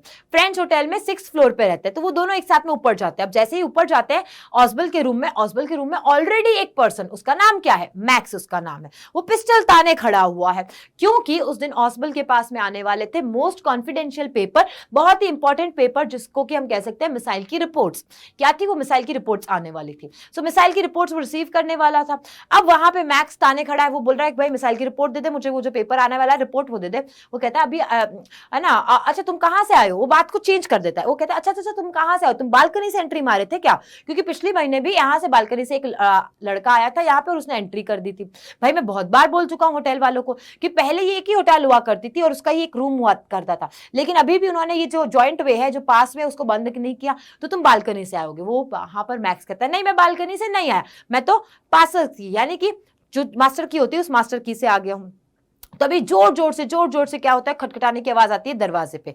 किसके रूम के? ऑसबल के रूम के दरवाजे के खटखटाने की आवाज आती है, और वो कंटिन्यूअसली चलती रहती है। ऑसबल कहता है अरे ये तो पुलिस है, क्योंकि मेरे पास आने वाले थे आज इंपॉर्टेंट पेपर्स, तो मैंने पुलिस को बोला था कि आप टाइम टू टाइम आकर के चेक करते रहना, है ना, सारी चीजें मतलब सही है कि नहीं है, कोई दिक्कत की तो नहीं हो जा रही है, ऐसा करके। तो यहाँ पर मैक्स का दिमाग चल बसता है, मतलब चल बसता है इन द सेंस कि मैक्स का दिमाग लगता है कि अरे पुलिस आ गई तो पुलिस मुझे पकड़ के ले जाएगी, है ना, पुलिस आई तो पुलिस मुझे पकड़ के ले जाएगी और ये तो प्रॉब्लम हो जाएगी। वो कहता है ठीक है मैं बालकनी में छुपता हूं और तुम पुलिस को यहां से रवाना करो। तो वो पिस्टल ताने ताने क्या करता है, विंडो से बालकनी की तरफ जाता है। अब क्योंकि उसने पहले यही बताया था कि ये विंडो वाला रास्ता जो है वो बालकनी से बालकनी का है एंड काइंड ऑफ, तो वो विंडो से बालकनी की तरफ जाता है, लेकिन धड़ाम से गिरने की आवाज आती है, यानी मैक्स 6 फ्लोर से नीचे, and he is dead now, वो अभी जिंदा नहीं है। दरवाजा खोलता है फाउलर तो देखता है वेटर है। वो हॉस्पिटल को देखता है, हॉस्पिटल को बोलता है आपने तो बोला था, फाउलर बोलता है कि आपने तो बोला था पुलिस है, ये तो वेटर है। कि हाँ, जो वेटर है वो बोलता है कि हाँ यहाँ सर ऊपर आने से पहले एक ऑर्डर देके आए थे वाइन ड्रिंक का, तो मैं वाइन ड्रिंक लेकर के आया। और आखिरकार पता चलता है कि ऑसबल ने दोनों स्टोरीज जो है ऑन द स्पॉट, हालांकि उनके पास में कोई पिस्टल नहीं थी, कोई भी ऐसा आर्म नहीं था जिससे कि वो मैक्स को क्या कर सके, मार सके या कुछ कर सके, there was nothing like that. लेकिन उसने अपने माइंड का यूज किया, विटनेस का यूज किया, वहां पर दिमाग का यूज करते हुए उसने उस चीज को क्या कर लिया, उस सिचुएशन पे काबू पा लिया, और मैक्स का भी खात्मा हो गया और उनके पेपर्स भी बच गए। So it is the end of the story, the midnight visitor. आगे बढ़ते हैं, हमारा नेक्स्ट आता है chapter, the next chapter is about a question of trust. इस अ क्वेश्चन ऑफ ट्रस्ट में एक ही main character, and the main character name is Horace Danby. कौन है बेटा, हॉरेस डेनबी इसके मेन कैरेक्टर है। अब हॉरेस डेनबी एक्चुअली तो एक बहुत ही अच्छा रिनोन बिजनेसमैन है, जो कि ताले वाले बनाता है, क्या बनाता है, मेकिंग लॉक्स, उसका बिजनेस होता है खुद का। लेकिन he is not an honest person, वो एक ऑनेस्ट आदमी तो नहीं है, वो ईमानदार नहीं है। क्यों नहीं है, बिकॉज ही डज रॉबरी, वो बहुत ज्यादा रॉबरी करा करता था। ज्यादा तो नहीं कह सकते, मतलब साल में एक बार रॉबरी किया करता था। एंड उसको भी वो डिफाइन करता है कि ये जो रॉबरी मैं करता हूं, इट्स नॉट मतलब इट्स गुड, मतलब एक अच्छी चीज है मेरे लिए तो, और क्योंकि इससे सोसाइटी को कोई हार्म नहीं पहुंचा रहा हूं, मैं समाज को कोई दिक्कत नहीं हो रही है। जिनके पास में पैसा ज्यादा है मैं उन्हीं का पैसा यूज कर रहा हूं, और किसके लिए यूज कर रहा हूं, मैं बुक्स खरीदने के लिए, बुक्स पढ़ने के लिए, जो कि बहुत यूनिक और बहुत ही महंगी एक्सपेंसिव है, उन बुक्स को खरीदने के लिए तो ये पैसा यूज कर रहा हूं। तो ये 3 तरीकों से वो बोलता है कि भाई मैं किसी चीज का गलत नहीं कर रहा हूं, ये रॉबरी करके। साल में एक बार ही करता था, वो बड़ी वाली रॉबरी करता, लेकिन साल में एक बार रॉबरी करता। ठीक है, अब क्या होता है कि उसके आसपास में एक घर होता है जिसका नाम होता है शूट ओवर ग्रेनेज। क्या नाम होता है, शूट ओवर ग्रेनेज होता है। अब वहां पे उस पूरे घर की स्टडी कर लेता है, पता कर लेता है कि यहाँ के जो ओनर है वो तो लंदन गए हुए हैं, यहाँ पे सिर्फ और सिर्फ 2 उनके सर्वेंट्स रह रहे हैं, और उस दिन जिस दिन वो चोरी करेगा उस दिन वो लोग कहाँ जाने वाले हैं, उस दिन उन्होंने प्लान किया मूवी देखने के जाने के लिए। तो घर को भी पूरा देख लेते हैं, पूरी मतलब तहकीकात करके पता कर लेता है कहाँ पे सेफ है, कैसे एंट्री करनी है, गार्डन किस तरफ है, पीछे से एंट्री करके कहाँ पहुंचना है, और कहाँ पे सेफ छुपा हुआ है, सारी तहकीकात हो जाती है। एंटर भी कर जाता है, एंटर करता है तो वहां पे उसको फ्लावर्स की उसको ना दिक्कत होती है, फ्लावर्स की मतलब कि क्या कह सकते हैं, उसको एलर्जी होती है फ्लावर्स की। वो एंटर कर जाता है, जैसे ही सर्वेंट चले जाते हैं वो एंटर कर जाता है पीछे गार्डन वॉल से, और वहां पे फ्लावर्स लगे होते हैं, उस फ्लावर्स के कारण उसको छींकना स्टार्ट हो जाता है, जैसे हे फीवर कहा जाता है, जैसे क्या कहा, ये लिखा हुआ हे फीवर कहा जाता है। अब उसकी छींक को सुनते हुए एक लेडी बाहर आती है, सडनली एक लेडी बाहर आती है, यंग लेडी ही होती है, वो बाहर आती है, और वो मतलब वो कहती है saying that she could cure him, कि मैं तुम्हारी हेल्प कर सकती हूँ, मैं तुम्हारी इसमें मदद कर सकती हूँ, तुम्हारे को जो छींकें आ रही है उसमें मैं तुम्हारी हेल्प कर सकती हूँ। वो देखता है अरे ऑलरेडी कोई है यहाँ पर, है ना, और वो भागने की कोशिश करता है। कौन, हॉरेस डेनबी भागने की कोशिश करता है, लेकिन लेडी कहती है कि अगर तुम ऐसा करोगे, भागोगे, तो मैं क्या कर दूंगी, टेलीफोन कर दूंगी, पुलिस को बुला दूंगी। हॉरेस कहता है कि प्लीज मुझे जाने दो, प्लीज मुझे जाने दो, मैं तुम्हारे लिए जो भी हो सकता है करूंगा, तुम मुझे जाने दो, बट तुम ये कभी किसी को मत बताना कि मैं यहाँ पर आया था और चोरी की थी और तुमने मुझे देखा था। ठीक है, तो लेडी इस बात पे एग्री कर जाती है कि ठीक है मैं किसी को नहीं बताऊंगी कि तुम आए थे और मैंने तुम्हें देखा था, लेकिन एक शर्त है, 1 कंडीशन। एक शर्त क्या रखी उसने, कि मुझे बाहर जाना है, मुझे एक पार्टी को अटेंड करना, और एक्चुअली जो मेरी सेफ है उसका नंबर मैं भूल चुकी हूँ, सेफ जो है उसका नंबर भूल चुकी हूँ, तुम इस सेफ को ओपन कर दो, मेरे हस्बैंड जो है वो बाहर गए हुए हैं, और अगर उन्हें पता चल गया कि मैं सेफ का नंबर भूल चुकी हूँ और तो ये दिक्कत हो जाएगी। तो हॉरेस डेनबी कहता है कि ठीक है मैं ये इसके लिए आपके लिए ओपन कर देता हूँ। हॉरेस डेनबी उसको ओपन कर देते हैं, ठीक है, ओपन कर देते हैं और वो चले जाते हैं वहां से। वो जो लेडी होती है वो एक्चुअली चोर होती है, एक दूसरी चोर होती है। कुछ दिनों बाद में पुलिस हॉरेस डेनबी के घर पे आते हैं। हालांकि हॉरेस ने आज तक भी कभी बिना ग्लव्स की चोरी नहीं की होती है, लेकिन उसे छींक वीक आ रही होती है और ऐसी सिचुएशन हो जाती है, तो उसने क्या होता है, वो अपने ग्लव्स पहनना भूल जाता है और उसके ऊपर लग जाते हैं उसके फिंगरप्रिंट्स। क्या लग जाते हैं, उसके फिंगरप्रिंट्स लग जाते हैं, और उसको पकड़ के ले जाती है पुलिस, और पुलिस पकड़ के ले जाती है। और तब से वो क्या होता है, जेल के अंदर, यानी कि जो प्रिजन होता है, उस प्रिजन के अंदर क्या बना हुआ होता है, वो लाइब्रेरियन टाइप होता है, प्रिजन के अंदर लाइब्रेरी को मैनेज करता है। वो बार बार बताता है कि भाई एक लेडी थी, उसने मुझे बोला था कि मैं सेफ का नंबर भूल चुकी हूँ और प्लीज मेरे लिए सेफ ओपन कर दो। तो एक्चुअली जो वाइफ होती है वो बताती है कि मैं तो ओनर की वाइफ हूँ लेडी, लेकिन जो एक्चुअल ओनर की वाइफ होती है वो कहती है नहीं मैं इस आदमी को जानती नहीं हूँ। और वो कितने साल की होती है, वो तो 60 ईयर ओल्ड वुमन होती है। कितनी, 60 ईयर ओल्ड वुमन होती है। और तब हॉरेस को रियलाइज हो जाता है कि मेरे साथ में एक चोर ने ही दगा किया है, वो चोरी करके चली गई और मुझे फंसा दिया है। ठीक है, तो इस तरीके तरीके से अब वो प्रिजन में यानी कि जेल में होते हैं, और उसको उसी के जो कहते हैं ना कि एक ही ताली के चट्टे बट्टे काइंड ऑफ, तो उसको उसी की बिरादरी के लोग ने धोखा दिया, उसी की बिरादरी की एक लेडी है उसने धोखा दिया। यहाँ पे ये चैप्टर एंड हो जाता है। नेक्स्ट हमारा चैप्टर आता है कौन सा, ग्रिफिन वाला, फुटप्रिंट्स विदाउट फीट, जो कि हमारे बुक का नाम है। बुक का नाम है फुटप्रिंट्स विदाउट फीट। इसमें एक साइंटिस्ट होता है, साइंटिस्ट का नाम क्या होता है, ग्रिफिन होता है बेटा। साइंटिस्ट का नाम क्या होता है, ग्रिफिन होता है। और साइंटिस्ट जो ग्रिफिन होता है ना, वो क्या करता है, एक डिस्कवर करता है एक ड्रग, एक ऐसा ड्रग बना लेता है, एक तरीका से सोल्यूशन बना लेता है जिसको पीने के बाद में लोग इनविजिबल हो जाते हैं, यानी पर्सन, एक कोई भी पर्सन है वो इनविजिबल हो सकता है। तो उसने वो ड्रग बना लिया है, वो इनविजिबल होने लगता है। अब उसने इनविजिबल होने का जो ड्रग है वो किस तरीके से मिसयूज किया उसके बारे में ये पूरी स्टोरी है। तो होता क्या है कि उसका जो लैंडलॉर्ड है उससे बहुत ज्यादा परेशान हो जाता है, वो रेंट वेंट भी नहीं देता है ग्रिफिन, और परेशान हो जाता है। इस बात पे खुन्नस खा करके, गुस्सा होकर के, एंग्रीली वो रिवेंज लेने की सोचता है, वो बदला लेने की सोचता है, और वो क्या करता है, अपने लैंडलॉर्ड के घर को आग लगा डालता है। आग लगा डालता है, और आग लगाने के बाद में वो इनविजिबल हो जाता है, कपड़े वपड़े खोल करके भाग जाता है ताकि उसे कोई देख नहीं सके। लेकिन अब ये समय चल रहा है, ये टाइम चल रहा है जब लंदन की स्ट्रीट्स पे क्या, लंदन पे क्या चल रहा है, बिल्कुल ठंडा, जनवरी टाइम की बात मान लो आप, तो बिल्कुल ठंडा है, कोल्ड वेदर है। अब उसे लग रही है ठंड, उसे ठंड लग रही है, और उसे बहुत ज्यादा ठंड लग रही है, तो उसको चाहिए कपड़े पहनने को। अब जैसे ही कपड़े पहन लेगा तो वो दिखाई देने लग जाएगा।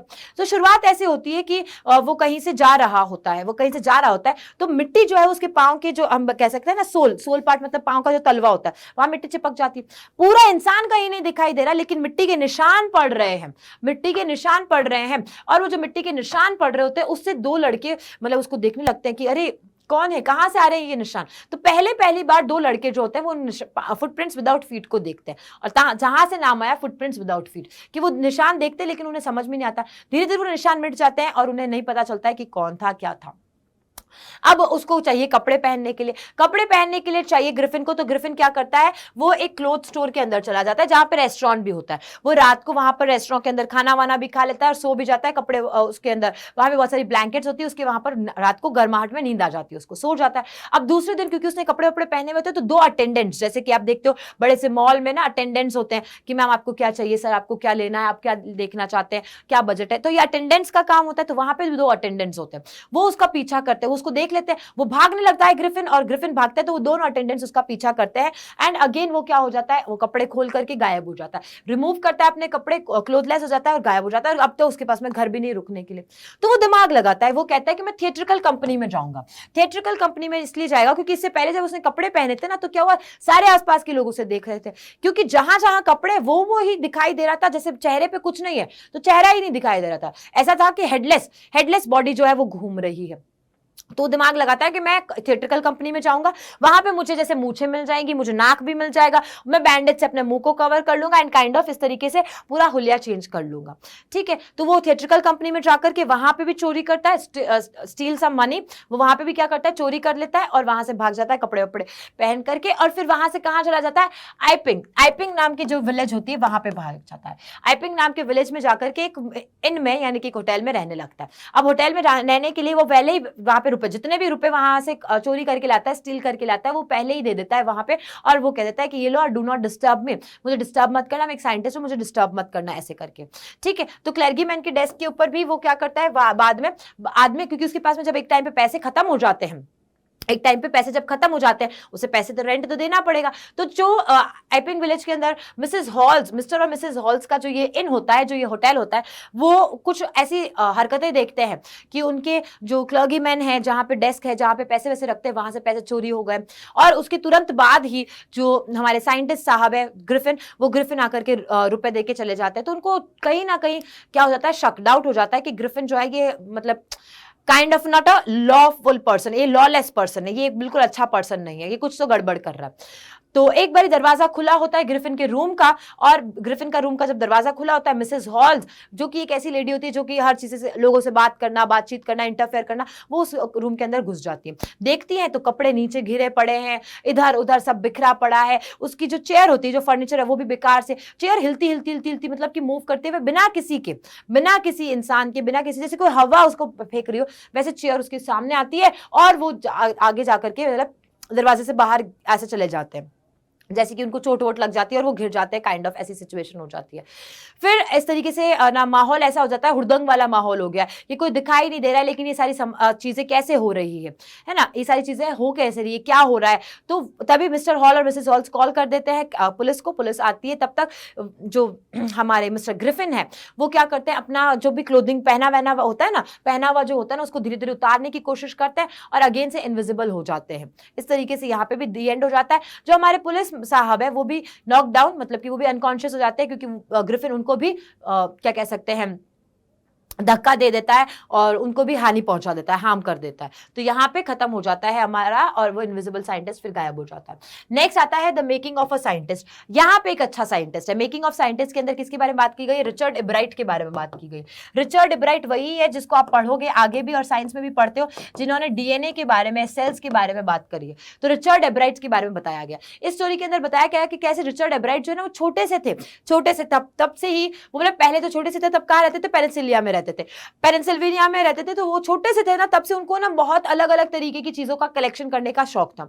तो ये जब बहुत ही छोटी सी एज में थे, तब से इन्होंने बटरफ्लाइज को कलेक्ट करना शुरू कर दिया। इनकी मदर इनकी बहुत हेल्प करती थी, जो भी इनको चाहिए था, मतलब मदर के लिए ये सेंटर ऑफ दी और सेंटर ऑफ हर लाइफ, मतलब कि बच्चा जो तुम हो अपनी फैमिली के लिए, तुम अपनी फैमिली के लिए क्या हो, अभी सेंटर ऑफ देयर लाइफ बने वो, कि बच्चे के बोर्ड का एग्जाम है, कुछ भी बात करो, आपके बच्चे का बोर्ड का एग्जाम, मेरे बच्चे का बोर्ड का एग्जाम है, नहीं मैं नहीं जा सकती, बच्चे के बोर्ड का एग्जाम, तुम अभी क्या हो चुके हो? सेंटर ऑफ देयर लाइफ बन चुके हो। तो धुरी बन चुकी, वो बाकी सब क्या है, तुम्हारे चारों तरफ घूम रहे। उसी तरीके से रिचर्ड एब्राइट के जो है वो अपनी मम्मी का क्या थे, सेंटर ऑफ लाइफ थे। ठीक है, तो रिचर्ड जो एब्राइट है वो उनको सारी चीजों को, जैसे बटरफ्लाइज को कलेक्ट करने का शौक था, रिसर्च करने का शौक था, ऐसे उनकी मम्मा उनकी सारी बातों को पूरा करती थी। उनके लिए टेलीस्कोप लाई, माइक्रोस्कोप लेके आई, माउंटेनिंग के लिए लेके जाती थी, उनको ट्रिप्स पे ले जाती थी, ताकि उनकी जो रिसर्च पार्ट है, वो रिसर्च पार्ट जो है वो कंप्लीटली हो जाए, है ना, जितना भी उनको जानना है, करना है, उनको सारी चीजों को पता चल जाए। बाय दिस टाइम अभी वो सेकंड ग्रेड में आ गए, तो उन्होंने सेकंड ग्रेड में क्या किया था, 25 स्पीसीज, जो अलग अलग डिफरेंट स्पीसीज किसकी, बटरफ्लाइज की, उनको इकट्ठा कर लिया था अपने बेसमेंट के अंदर और उनके ऊपर भी रिसर्च करने लग गए थे। ठीक है, इस तरीके से वो धीरे धीरे बहुत सारे आगे रिसर्च करते हैं। एक बार उनकी मम्मा जो है वो एक बुक लाती है, उस बुक का नाम है the travels of monarch x. क्या है? The travels of monarch S. ये एक्स वाली जो बुक लाती है, उस बुक को ये पूरा रीड करते हैं। बुक को रीड करते हैं तो इस बुक के राइटर जो होते हैं वो होते हैं डॉक्टर फेडरिक अर्क्यूहर्ट। ये रहा उनका नाम, Urquhart. Okay, doctor Frederick Urquhart. ये जो डॉक्टर फेडरिक अर्क्यूहर्ट होते हैं, ये बेसिकली इस बुक के अंदर लास्ट में लिखते हैं कि those who want to do research, वो इस तरीके से कलेक्शन करो और स्टैंपिंग कर दो, टैग्स लगा दो बटरफ्लाइज के ऊपर और देखो कि इसके रिसर्च का क्या रिजल्ट निकलता है।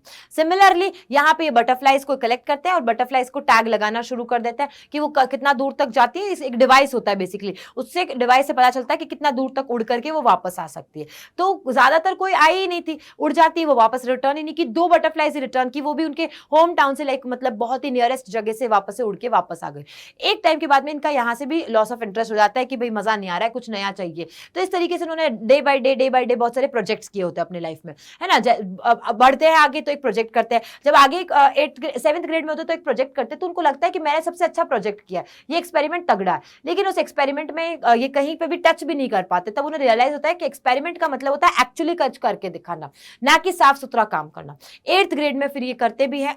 जब आगे बढ़ते हैं तो 8th ग्रेड में वो क्या करते हैं, प्रोजेक्ट करते हैं। उसके अंदर, प्रोजेक्ट के अंदर बताता है कि कैसे जो मोनार्च के कैटरपिलर्स है ना, वो दिन ब दिन किसी एक वायरल डिजीज की वजह से मरते जा रहे हैं। ये सारी चीजें वो वहां पर डिस्कस करते हैं। अगले साल फिर साइंस काउंटी फेयर होता है, उसमें फिर से वो पार्टिसिपेट करते हैं। इस तरीके से वो एट लास्टली क्या करते हैं, एक रिसर्च के लिए मतलब स्कॉलरशिप पा लेते हैं। तो ये भी हार्ड वर्किंग होते हैं रिचर्ड एब्राइट। रिचर्ड एब्राइट भी बहुत ज्यादा हार्ड वर्किंग होते हैं। उन्होंने हमेशा चाहा कि मुझे अच्छी एक कॉलेज मिले, अच्छी यूनिवर्सिटी मिले, तो उसके लिए उन्होंने बहुत पढ़ाई की, बहुत अच्छे से रिसर्चेस किए, जहां पे भी उन्हें परफॉर्म करना था ताकि स्कॉलरशिप मिल जाए, है ना, वो छात्रवृत्ति मिल जाए। तो वहां पे वो उस तरीके से पैसे बचाते थे अपनी मम्मा के और रिसर्च में काम किया करते थे। आखिरकार उनको प्रोजेक्ट मिल जाता है और उनका जो प्रोजेक्ट होता है वो काउंटी फेयर में फर्स्ट आ जाता है। उनको एंट्री मिल जाती है लास्टली कहां पर, international science and engineering fair के अंदर मिल जाती है उनको वहां पे एंट्री। वहां पे वो एक तरीके से पढ़ना शुरू करते हैं उस हार्मोन को, जिसमें बताया गया है कि जो बटरफ्लाइज होती है ना, बटरफ्लाइज के ऊपर कुछ 12 स्पॉट्स होते हैं। वो जो 12 स्पॉट्स होते हैं वो क्या है? कुछ लोग कहते हैं कि भाई ये तो सुंदर दिखते, डेकोरेटिव है, बस सुंदर दिखने के लिए, इसमें से कुछ नहीं है। लेकिन वो कहते हैं नहीं, इसमें से हार्मोन सिक्रीट होते हैं, और ये जो हार्मोन्स है वो जरूरी है किसके लिए? ये हार्मोन्स जरूरी है बटरफ्लाइज की ग्रोथ एंड डेवलपमेंट के लिए। फिर इसी तरीके से बहुत सारे रिसर्च करते तो आगे बढ़ते। एक बार वो ना एक एक्सरे को ऐसे पढ़ रहे होते हैं, एंड जब वो एक्सरे को पढ़ रहे होते हैं ना, तभी उन्हें दिमाग में क्लिक होता है कि ये तो सेल है, और उसी तरीके से वो डीएनए के बारे में भी रिसर्च कर पाते हैं। तो ये पूरा स्ट्रगल लाइफ बताया कि बेटा जैसे हमको चाहिए अपनी लाइफ में, हमको चाहिए आसानी से सारी चीजें मिल जाए, चम्मच में परोसी हुई हो, हमें बस खाना पड़े, ऐसा नहीं है। उन्होंने भी अपनी लाइफ में बहुत स्ट्रगल किया। जब आज जाकर के हम रिचर्ड एब्राइट के बारे में पढ़ते हैं, बच्चा जब छोटा सा बच्चा था, 2 साल 2.5 साल का बच्चा था, तब से उन्होंने क्या करना लग गए, कलेक्शन करने लग गए, एक ही चीज के पीछे पड़े रहे। हालांकि उन्होंने बहुत सारी रिसर्चेस करी, लेकिन हर रिसर्च का फ्रूट उतना अच्छा नहीं मिला, उसका फल वो नहीं मिला। एट लास्ट तो उन्होंने अपना कभी भी त्याग नहीं किया ना, उन्होंने कभी भी संघर्ष को नहीं छोड़ा, और आखिरकार अपने संघर्ष को अंत तक लेकर गए और एक अच्छे साइंटिस्ट साबित हुए। ग्रिफिन अच्छा साइंटिस्ट नहीं था, लेकिन एब्राइट अच्छे साइंटिस्ट थे। आगे बढ़ते हैं हमारे नेक्स्ट चैप्टर की तरफ। नेक्स्ट चैप्टर आता है द नेकलेस। द नेकलेस जो चैप्टर है उसके अंदर बहुत ही प्यारी सी कहानी है। ये कहानी है मैडम लॉयजल की, मिस्टर लॉयजल की और मैडम फॉरेस्टियर की। तो बेसिकली होता क्या है कि मैडम जो लॉयजल है ना, वो दुखी होती है। उनके दिमाग में ना ऐसे सुहाने सुहाने से सपने होते हैं कि मेरे आसपास में सिर्फ और सिर्फ नौकरी चाकर हो, सर्वेंट्स ही सर्वेंट्स हो, और मैं बहुत लग्जरियस लाइफ जीऊं, और मेरे पास में ना डेलिकेसीज की लाइफ हो, और जब भी मेरे सामने खाना आए तो हमेशा नई नई डिश में सुंदर सुंदर डिशेस आए, और ऐसे तरीके से मतलब मैं रईसों वाली जिंदगी जीऊं। कम शब्दों में बात बोलूं तो she wanted to live a luxurious life, यानी कि रईस वाली जिंदगी जीऊं, उसे कोई काम नहीं करना पड़े। काम से नहीं डरती थी बेसिकली, बट उसे मतलब पैसे वाली जिंदगी चाहिए थी कि पैसा ही पैसा हो। लेकिन उसकी वो जो रियलिटी की अगर अब बात करें तो मैडम लॉयजल जो है, मैडम लॉयजल की फैमिली क्लर्क फैमिली से ही बिलोंग करती थी वो, तो उनके सपने कभी साकार नहीं हुए, और वो कभी इतने दहेज देने लायक ही नहीं हुए कि भाई उसकी बड़ी फैमिली में कहीं पे शादी हो जाए। तो उन्होंने शादी भी कराई एक क्लर्क से, जो कि एजुकेशन डिपार्टमेंट में ही काम करता था। बट वो जो मिस्टर लॉयजल है वो बहुत प्यार करते थे, बहुत प्यार करते थे, उनकी बहुत ध्यान भी रखते थे मैडम लॉयजल की।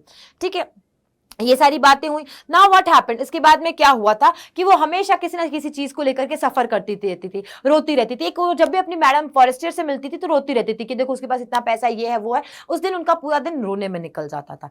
एक बारी इसको खुश करने के लिए जो मिस्टर लॉयजल है वो कहते हैं कि भाई मिस्टर लॉयजल को एक इन्विटेशन मिलता है। इन्विटेशन भी क्या मिलता है कि जो वहां के मिनिस्टर होते हैं उनके घर पे एक बॉल करके एक इवेंट होता है। बॉल इवेंट में क्या होता है, बेसिकली सारे जो कपल्स होते हैं ना वो अच्छे से ड्रेस कर पहन के आते हैं और वो डांस करते हैं। तो एक पर्टिकुलर डांस इवेंट का एक टाइप का होता है वो, तो उसका इनविटेशन मिलता है। यहां पे मैडम लॉयजल को गुस्सा आ जाता है और वो इनविटेशन को भी फेंक देती है कि क्या करूं मैं इस इनविटेशन का, जब मेरे पास पहनने के लिए कुछ नहीं है। तो जैसे तैसे उसके मतलब 400 फ्रैंक्स जो है अरेंज किए जाते हैं।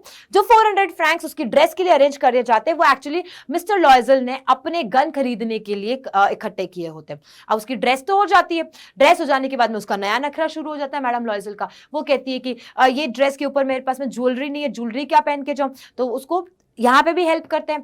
मिस्टर लॉयजल कहते हैं कि कुछ नहीं, फ्लावर्स पहन लो। तो वो नखरे दिखाती है कि फ्लावर्स कैसे पहन लूं, सब जने रियल डायमंड्स पहन के आएंगे, मैं फ्लावर्स पहन के जाऊंगी, अच्छा लगेगा क्या। तो वो आखिरकार उसको कहता है कि आपकी फ्रेंड है मैडम फॉरेस्टियर, उनके पास में जाकर के उनसे बोरो करके आ जाओ। वो बोरो करने चली जाती है, वहां से एक सुंदर सा डायमंड का नेकलेस पहन के आती है ना। अब जिस दिन ये इवेंट होता है उस दिन तो मतलब बल्ले ही बल्ले सेंटर ऑफ अट्रैक्शन बन जाती है वो। सब जन उसकी तारीफें कर रही होती है कि कितने सुंदर है, कितनी प्यारी दिख रही है, वाओ वाओ वाओ। जो उसे एक्चुअली चाहिए था वो सारी तारीफें उसे मिल जाती है। रात को वो वापस से जब घर आते हैं तो वो she was shocked to know कि भाई उसके गले में वो नेकलेस नहीं है। आफ्टर दैट मिस्टर लॉयजल जो हर जगह देख के आ जाते हैं, हर जगह देख के आ जाते हैं, जहां रुके थे, जहां पे फ्रॉक में तो नहीं अटक गया कहीं पे, सब जगह, लेकिन नहीं मिलता है उनको नेकलेस। कहां जाता है पता ही नहीं चलता, मिलता ही नहीं है नेकलेस। नाउ मैडम जो लॉयजल है वो रोना शुरू कर देती है। तो मिस्टर लॉयजल कहते हैं कि पहले आप मैडम फॉरेस्टर को एक लेटर लिख दो, कह दो कि भाई तुम्हारा जो क्लैस्प है, क्लैस्प मतलब हुक जो है, नेकलेस का हुक है वो टूट गया है, तो मैंने रिप्लेसमेंट पे डाला है, तो आएगा तो मैं तुम्हें रिटर्न कर दूंगी। ऐसा करके लेटर लिख देती। अब उस एक वीक के अंदर उनको रुपए इकट्ठा करके एक नया substitute similar to the real diamond जो कि उसके पहना हुआ था वैसा नेकलेस लेना होता है। वो वैसा नेकलेस का जैसे तैसे इंतजाम कर लेते हैं। 18,000 जो फ्रैंक्स होते हैं, बेसिकली कुछ 36,000 का फ्रैंक्स का पड़ता है, वो सिमिलर मिल जाता है उनको। लेकिन उसके लिए पैसे इकट्ठा करना, सारी सेविंग उन्होंने क्या कर दी होती है उसको उसके लिए लगा देता है। और सेविंग लगा करके उसको रिटर्न कर देते हैं। रिटर्न करने के बाद में उनकी लाइफ जो है वो हेल हो जाती है। लाइफ हेल कैसे हो जाती है कि अब उनको जो उनका घर, इतना बड़ा घर था, वो उनको उसको भी रेंट पे देना पड़ता है। उनके जो सर्वेंट्स काम कर रहे होते हैं उनको भी, क्योंकि पैसा ही नहीं बचा उनके पास में, तो सर्वेंट्स को कैसे पैसे देंगे, तो सर्वेंट्स को भी निकाल देते हैं। सारा काम दोनों जने अपने आप से करते हैं। घर का काम सारा संभालती है मैडम लॉयजल, और मिस्टर लॉयजल की बात करें तो वो सुबह शाम मतलब कि डे एंड नाइट शिफ्ट कर करके पैसा इकट्ठा कर रहे होते हैं, क्योंकि उन्होंने जो बोरो किया उसे भी तो रिटर्न करना है, जो ऋण लिया उसको भी तो देना था उनको। ऐसे करते करते 10 साल निकल जाते हैं। 10 साल के बाद में जो मैडम लॉयजल है, जो जितनी पहले सुंदर लग रही थी ना, अभी बिल्कुल उससे अपोजिट हो गई। तो मैडम फॉरेस्टर दिखाई देती है उनको एक जगह, दोनों टकराते हैं तो मैडम फॉरेस्टर पहचान ही नहीं पाती कि तो मैडम लॉयजल है। मैडम लॉयजल कहती है कि भाई ये मैं हूं, और तो कहती तुम इतना चेंज कैसे हो गई हो। आखिरकार उससे रहा नहीं जाता मैडम लॉयजल से, और मैडम लॉयजल पूरी गाथा गा देती है कि ऐसा ऐसा हुआ और उसकी वजह से हम लोगों को इतना सफर करना पड़ा, और हमने तुम्हें रियल डायमंड का ऐसा सब्स्टिट्यूट दिया था, उसका जो भी था तुम्हारा वाला तो नहीं था, लेकिन हमने तुम्हारे जैसा जैसा तुम्हें ला करके दिया। वहां पर मैडम फॉरेस्टियर को देखो, मैडम फॉरेस्टियर एक ट्रू फ्रेंड है और एक लाइक हम कह सकते हैं जेन्युइन पर्सन है, ऑनेस्ट पर्सन है। उसने कहा लेकिन तुम्हें पता है जो तुम्हें मैंने दिया था वो रियल डायमंड का था ही नहीं, that was not real diamond, वो तो बहुत ही कम पैसों का था, 500 फ्रैंक्स का ही था, वो तो नकली था। तो उसने वहां पे ट्रुथ बताया, एट लास्टली ट्रुथ बताया भी। एंड इससे हमें क्या लर्न करने को मिला, इससे हमें लर्न करने को मिला कि जस्ट शोशा करने के चक्कर में ना आप अपनी लाइफ को हेल मत बनाओ। नेक्स्ट चैप्टर है जो हमारा आता है, वो चैप्टर आता है हमारा Bholi. Very interesting chapter, everybody loves this chapter, हर एक को प्यार इस चैप्टर का। इसमें हमारी मेन कैरेक्टर है भोली। अब भोली जो है वो नंबरदार, हम बात करें रामलाल, उनके भोली जो है वो यंगेस्ट डॉटर होती है। उनके बेटे होते हैं जो बाहर पढ़ाई कर रहे होते हैं, और 4 बेटियां भी होती है। उस 4 बेटियों में से सबसे छोटी कौन होती है, भोली होती है। लेकिन भोली के साथ में कुछ ट्रेजेडीज होती आती है लाइफ में। जब वो 10 महीने की होती है तो वो कॉट से गिर जाती है, या कॉट यानी कि चारपाई होती है, चारपाई से गिर जाती है वो 10 महीने की होती तब। और चारपाई से गिर जाने की वजह से क्या होता है, उसके दिमाग में, ब्रेन में डैमेज हो जाता है, एंड ब्रेन डैमेज की वजह से वो बैकवर्ड चाइल्ड हो जाती है। फिर जब वो 2 साल की होती है, 2 ढाई साल की होती है, तो 2 ढाई साल की जब होती है तो उसकी क्या होता है, चिकन पॉक्स जैसे होता है ना, स्मॉल पॉक्स, चिकन पॉक्स, तो उसके पॉक्स निकलते हैं, और उसकी वजह से उसके पूरे चेहरे पे, पूरी बॉडी पे पॉक मार्क्स हो जाते हैं। क्या हो जाते हैं, पॉक मार्क्स हो जाते हैं। अब तो एक पहले बैकवर्ड तो थी ही, स्टैमर भी करती थी, हकला करके बोलती थी, अब उसके पॉक मार्क्स भी हो गए, मतलब सुंदर भी नहीं दिखाई देती है। तो ये सारी चीजों की वजह से क्या हुआ कि उसको नेग्लेक्ट किया जाता है, उसकी फैमिली उसको इतना ध्यान नहीं देती, उसकी मम्मा तो बिल्कुल भी ध्यान नहीं देती, उसके लिए कभी नए कपड़े नहीं आए, कभी उसको नहलाया नहीं गया, कभी उसको चंपी वंपी नहीं दी गई। अगर कोई और कर देता है, खुद कर देती तो बात अलग है। तो जब वो 5 साल की हुई ना, तब क्या हुआ, एक बार इंसिडेंट होता है ये कि तहसीलदार आते हैं, और तहसीलदार आते हैं तो वो, अच्छा 5 साल की होती तो पहली बार बोलती है, एक्चुअली 5 साल की होने के बाद में पहली बार बोलती है, और पहली बार बोलती तभी क्या करती है, स्टैमर करती है, यानी हकलाना। स्टैमर करना मतलब हकलाना, पहली बार बोलती है और स्टैमर करती है। पेरेंट्स उस पर ध्यान व्यान नहीं देते। अब एक बार तहसीलदार आते हैं, और तहसीलदार जब आते हैं, और वो तहसीलदार जो, क्योंकि नंबरदार होते हैं, नंबरदार रामलाल जो है ना, तो वो रेवेन्यू ऑफिसर होते हैं, तो उनको आकर के बोलते हैं देखो यहाँ पर खुली है एक गर्ल्स की स्कूल है ना, प्राइमरी स्कूल खुली है लड़कियों के लिए, इस गर्ल्स की स्कूल में तुम अपने घर में से किसी बच्चे को भेजो डेफिनेटली, तो यहाँ पे भेजोगे तुम तो ये पूरे गाँव के ऊपर बहुत बड़ा इम्पैक्ट डालेगा, प्रभाव डालेगा, वो भी अपने बच्चों को यहाँ पे भेजेंगे। अब उनके दिमाग में आता है, वो रामलाल जो अपने वाइफ से जाकर के पूछते भाई क्या करना चाहिए, किसे भेजे, तो बोलते कि नहीं पढ़ा लिखा दिया लड़कियों को, तो लड़कियों से शादी कौन करेगा। तो अब भोली की तो शादी हो नहीं सकती है, क्योंकि वो वैसे ही बैकवर्ड है, उसके इतने सारे जो अगली दिखती है, और ऐसा करके तो उसको भेज दिया जा। एट लास्ट उसे तैयार व्यार कर करके भेज दिया जाता है। और उस दिन वो बहुत ज्यादा मतलब इस तरीके से अजीब फील कर रही होती है कि लक्ष्मी जो उसकी काऊ होती है उसको भी ऐसे ही तैयार व्यार करके बाहर भेजा जाता है। तो उसको लगता है कि ये मेरे को भी कहीं पे सेल आउट नहीं करके आ जाए, इसके तरीके से दिमाग में आता। अब वहां पर जब वो गांव के स्कूल में जाती है, वहां पर उसको एक लेडी टीचर मिलती है, और वो लेडी टीचर आने की वजह से उसकी भोली की लाइफ में टर्निंग पॉइंट आ जाता है। लेडी टीचर की वजह से उसकी भोली की लाइफ में टर्निंग पॉइंट आ जाता है, राइट। अब टीचर जो है ना वो उसको एनकरेज करती है कि हाँ बेटा बोलो, हाँ तुम नई जिंदगी जी सकती हो, उसके लिए वो एक नई मतलब बोलते हैं ना होप थी उनके लिए। और इस तरीके से यहाँ पर भोली चेंज होती जा रही, बहुत साल बीत जाते हैं। तो एक बारी भोली के पापा यानी रामलाल और उसकी मम्मा जो है वो आपस में बातचीत कर रहे होते हैं कि भाई भोली की शादी वादी कर देते हैं, काशी के गांव में एक विडोवर है, विडोवर मतलब विधवा, वो उसका नाम क्या है, बिशंबरनाथ। बिशंबरनाथ के साथ में भोली की शादी कर देते हैं। वो एक रिच ग्रोसर है, मतलब कि उसे अच्छे से किराने वराने की दुकान है, और वो शादी करने के लिए भोली से तैयार भी हो गया। भोली से, वरना शादी कौन करेगा, भले ही विडोवर है, भले ही उसकी बहुत बड़ा बच्चा है, लड़का है, लेकिन शादी के लिए वो रेडी हो गया, और वो कोई दहेज भी नहीं मांग रहा है। भाई बल्ले जी बल्ले हो गए वहां पर इन दोनों के, क्योंकि शादी कोई नहीं करने वाला था, फिर भी शादी वाला मैटर आ गया। अब शादी के दिन होता क्या है, शादी के दिन ये ऐसा होता है कि बहुत ही शान और शौकत से, पॉम्प एंड स्प्लेंडर, बिशंबर जो है वो अपनी बारात लेकर के आता है, यानी शान से, मतलब बिल्कुल राजा महाराजाओं वाली काइंड ऑफ बारात आती है वहां पे। अब भोली का चेहरे देखने की टाइम आती है, जब माला पहनाते तो उससे पहले एक बार चेहरा दिखाया जाता है और वापस से छुपा दिया जाता है। तो चेहरा देखते हैं तो देखते हैं पॉक मार्क्स है, और फिर वो बोलता है कि भाई मैं तो शादी नहीं करूंगा। वो कह देता है, डिनाई कर देता है कि आई वोंट मैरी हर, मैं शादी नहीं करूंगा। शादी नहीं करने के पीछे की वजह क्या बताता है वो कहता है कि भाई मैं इससे शादी नहीं करूंगा और तुम्हारे समाज में थू हो जाएगी ऐसे वैसे, क्योंकि इसके तो पॉक मार्क्स है और आपने मेरे से बात छुपाई। मुझे डावरी चाहिए, मुझे 5,000 की, ये कहीं पे लिखा है, मुझे 5,000 की, 5,000 यानी 5K यानी 5,000 की डावरी चाहिए। कितनी, 5,000 रुपए डाउरी चाहिए, मुझे दहेज चाहिए 5,000 का। अब उसके फादर जो कहते हैं कि भाई इतने से कम टाइम में हम इतने रुपए इकट्ठे नहीं कर सकते हैं, और अभी तो बहुत खर्चा वर्चा भी हो गया है, तो आप प्लीज थोड़ा मान जाए। वो मानता नहीं है, वो अपनी पगड़ी में 3,000 रुपए अराउंड ला करके रामलाल है उसके कदमों में रख देता है, क्योंकि पग हमारे जैसे राजस्थान में जो पगड़ी है वो सब शान है हमारी, ऐसा। तो काइंड ऑफ ऐसी सिचुएशन वहां पे होती है, वो रख देते हैं उसके पाँव में।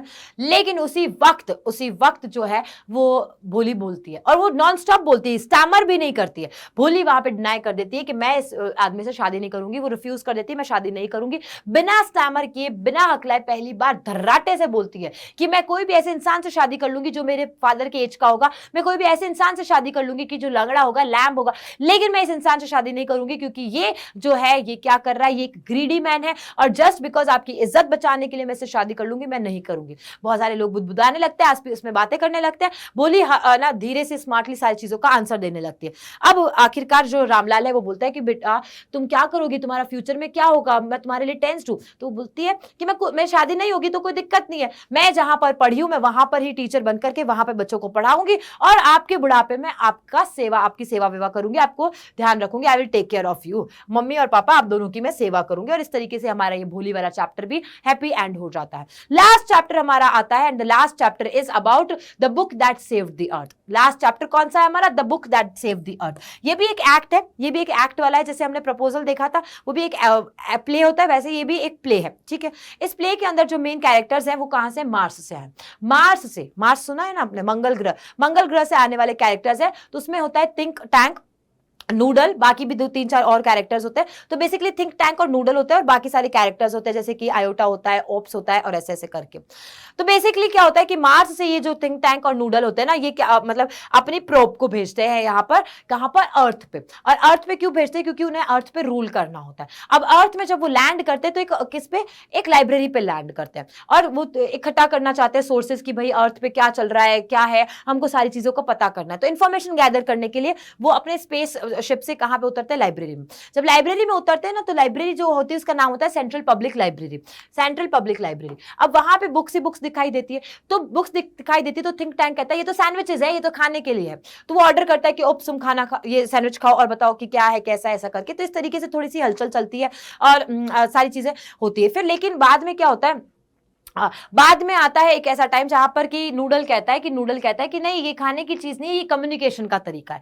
क्या है, बेसिकली कम्युनिकेशन का तरीका है, ठीक है। अच्छा, एक दो बुक्स के नाम याद रख लेना। अब इस चीज को खाने के लिए उसको विटामिन दिया जाता है। ये कहते हैं कि हम लोग क्या करते हैं, स्वॉलो करते हैं विटामिन, क्योंकि इनके लिए केमिकल बनाया जाता है ताकि आराम से समझ सके कि क्या चीज है वहां पे। तो उनको विटामिन दिया जाता है ताकि वो इस चीज को समझ पाए कि इन बुक्स में क्या लिखा हुआ है। और वो कौन सी बुक पढ़ते हैं, वो वॉल्यूम पढ़ते हैं मदर गूस। कौन सी बुक होती है, वॉल्यूम होती है मदर गूस। ओमेगा कौन सी पढ़ता है, मिस्ट्रेस मैरी वाली पढ़ता है, ठीक है, मिस्ट्रेस मैरी पढ़ता है। थिंक टैंक कहता है भाई अर्थलिंग्स ने मतलब इन सबको पढ़ते हैं तो उनको एक्चुअली पता चलता है कि थिंक टैंक कहता है कि भाई अर्थलिंग्स ने किसके बारे में जान लिया है, उन्होंने एग्रीकल्चर और टेक्निक को मिलाना, एग्रीकल्चर और माइनिंग की जो टेक्निक है उनको मिला करके काम करना पता कर लिया कि कैसे एग्रीकल्चर और माइनिंग को मिला करके काम किया जा सकता है। आयोटा जो होता है वो बाद में पढ़ता है, हे डिडल के बारे में पढ़ता है। इस तरीके से अलग अलग बुक्स रीड की जाती है। थिंक टैंक जो है ना वो प्रोनाउंस करता है लाइंस, जो भी आयोटा बोलता है उसको और कहता है earthling have taught their animals musical culture and space techniques. वो कहता है कि आयोटा जो तुमने पढ़ा है ना, इसके थ्रू मुझे ये पता चल रहा है कि जो अर्थलिंग्स है यानी कि पृथ्वी के जो वासी है, उन्होंने अपने जो एनिमल्स हैं, जो पशु है, उनको भी म्यूजिकल कल्चर सिखा दिया है, उनको भी स्पेस की टेक्निक्स बता दी। ये सारी चीजें वो लोग मतलब बातें कर रहे होते हैं। अब उसी बीच में ऑप्स जो है वो पढ़ता है हम्टी डम्टी। अब तुम्हें पता है हम्टी डम्टी कैसा होता है? उसका एकदम एग अंडाकार जो होता है वो सर होता है, उसका बाकी का जो बॉडी पार्ट होता है वो छोटा होता है, उसके कुछ एक रोब सा पहना होता है ना, और बेल्ट वेल्ट लगा होता है। तो सिमिलर कौन होता है? उसके जैसा का जैसा थिंक टैंक होता है।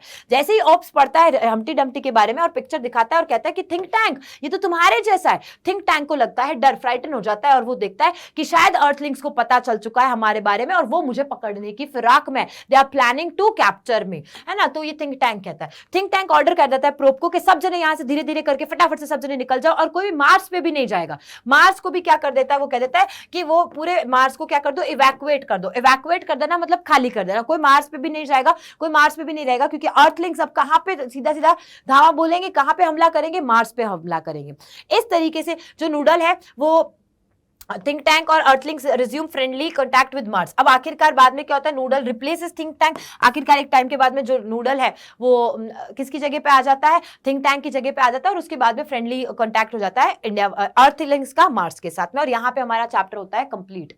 ये चैप्टर हो जाता है हमारा कंप्लीट, यानी अराउंड मैं कह सकती हूँ कि अराउंड 1.5 घंटे में, है ना, नॉट मोर देन दैट, 1.5 घंटे में मैंने तुम्हें पूरा पार्ट करवा दिया है। क्या? दोनों चैप्टर, दोनों बुक्स, चैप्टर्स नहीं, दोनों बुक्स, फर्स्ट फ्लाइट भी और फुटप्रिंट्स विदाउट फीट। समरी ही कराई है, मैं बता रही हूं, समरी कराई है। समरी भी पता होनी चाहिए, स्टोरी पता होनी चाहिए, क्योंकि वहां पे तुम्हें एमसीक्यूज में यही शब्द देखने को मिल जाएंगे, तुम्हारे आंसर बन जाएंगे। तुम्हारे वहां पर अगर इसमें से भी कुछ आंसर्स आ जाते हैं, शॉर्ट आंसर्स 20, 30, 40 वर्ड्स का, तो तुम इसमें से आंसर लिख के आ पाओगे। ये पूरी पीडीएफ तुम्हें चाहिए, मुझे पता है बेटा, और मैं तुम्हारे साथ धोखा नहीं करूंगी। मैं तुम्हें ये पूरी पीडीएफ जो है टेलीग्राम पर फ्री में प्रोवाइड कराऊंगी। यहाँ डिस्क्रिप्शन बॉक्स में हमारा लिंक दिया हुआ है, वहां जाकर के Telegram channel class 10th Hindi medium, जो डाउटनेट का हिंदी मीडियम चैनल है, उस टेलीग्राम चैनल पर जाकर के तुम्हें ये पीडीएफ एज इट इज मिल जाएगी। कोई चिंता नहीं करनी है तुम्हें जो लाइंस है बस उनको समराइज करना है बेटा। आंसर बनाने के लिए इनका समरी देख लिया कि क्या स्टोरी थी, किसका क्या मेन पॉइंट्स है, जो सारे मेन पॉइंट्स है मैंने यहाँ पे डिस्कस किए। इससे बाहर एक क्वेश्चन नहीं बनेगा, मैं ये गारंटी देती हूं तुम्हें। इससे बाहर, इस समरी से बाहर तुम्हारा एक क्वेश्चन नहीं बनेगा। अब क्वेश्चंस की प्रैक्टिस तुम्हें करनी है तो तुम्हें आना है 7 बजे। 7 बजे आना है तुम्हें, वहां पर प्रैक्टिस करनी है। हम अलग अलग टाइम पे अलग अलग चीजों की प्रैक्टिस करेंगे, कभी ग्रामर की प्रैक्टिस करेंगे, कभी इन क्वेश्चंस की प्रैक्टिस करेंगे, कभी राइटिंग सेक्शन की प्रैक्टिस करेंगे। तो एग्जाम तक तो हूं मैं तुम्हारे साथ, और मैं कह रही हूं एग्जाम के बाद भी हूं मैं तुम्हारे साथ में, जब तक कि तुम मुझे वो रिजल्ट शो नहीं कर देते हो कि मैम ये आपकी मेहनत का फल है। बस ये जब जिस दिन बोलते हैं ना कि मैम ये आपकी मेहनत का फल है, यहां पर मैंने बस कोशिश की है आपकी और आपने मेहनत ज्यादा की है, मैं सिर्फ कोशिश कर रही हूं और मैं ये कोशिश मरते दम तक करूंगी कि तुम्हारा बस नंबर अच्छा आ जाए। कोई ये नहीं कहे कि यार सब में अच्छे आ गए, इंग्लिश में अच्छे क्यों नहीं आए, इंग्लिश में पढ़ लेता थोड़ा, या कोई ये तुम्हें नहीं कहे कभी भी कि तुम्हारी इंग्लिश कमजोर है क्या, क्योंकि यहां इंग्लिश उस तरीके से नहीं पूछी जा रही है। यहां तुम्हें बस पेपर समझ में आना चाहिए, जो समझाऊंगी मैं तुम्हें सैंपल पेपर्स के थ्रू, मॉडल पेपर्स के थ्रू, कि तुम्हारे प्रश्न कैसे पूछे जाते हैं। एक बार तुम्हें ये टेक्निक पता चल गई, ये पता चल गया कि किस तरीके से प्रश्न पूछे जाते हैं और किस तरीके से उत्तर देने हैं, फिर तो नंबर तुम्हारे हैं। और वो सब समझाऊंगी सरलता के साथ, सिंपल से सिंपल वे में मैं तुम्हें समझाऊंगी। तुम्हें बने रहना है मेरे साथ बेटा। ये मेहनत जो है ना, जया मत करना प्लीज, नाक मत कटवाना, जया मत करना, जो हो सके बन पड़े करना। लाइव आकर के क्वेश्चन पूछना है मुझसे, क्वेश्चन पूछ लेना, इस कमेंट बॉक्स में क्वेश्चन पूछने का क्वेश्चन पूछ लेना, कुछ भी करना, लेकिन मेहनत जरूर करना। हमने एक बात पे यहाँ पे मैं अंत करना चाहूंगी, इस क्लास को एंड करना चाहूंगी मैं, कि हमने ना बहुत सारी जो बोलते हैं ना ओलावृष्टि, देखिए बहुत बार ओलावृष्टि होती है, हमने सहन की है। अब तूफान का समय आ चुका है और इस तूफान से भी हमें बाहर निकलना है, इस तूफान से भी बाहर निकलना है और एक शेर की तरह बाहर निकलेंगे, एक जज्बे के साथ में बाहर निकलेंगे, एक जाबाज बनकर के बाहर निकलेंगे कि हमने इंग्लिश के तूफान को पार कर लिया है और कोई हमें इंग्लिश के नाम से नहीं डरा सकता है, कोई हमें छेड़ ही नहीं सकता इंग्लिश के नाम पे। क्या है, 20 नंबर के एमसीक्यू आएंगे, मैं तुम्हें दावा करती हूँ, गारंटी करती हूँ कि 20 नंबर तुम्हारे पक्के करवा दूंगी मैं। फिर तुम्हारे बाकी का पार्ट आता है किसमें से, पार्ट बी में से आता है बेटा, letter writing, application writing, report writing, article writing, सब मैं करवाऊंगी, सब। बस भरोसा रखना है तुम्हें, भरोसा रखना है, साथ देना है और बने रहना है मेरे साथ में। मिलेंगे आपसे नेक्स्ट जल्दी ही क्लास में, तब तक के लिए पढ़ते रहिएगा, मेहनत करते रहिएगा, बस यही लास्ट चांस है तुम्हारा इंग्लिश में अपने आप को साबित कर देना। Okay, tata, bye bye.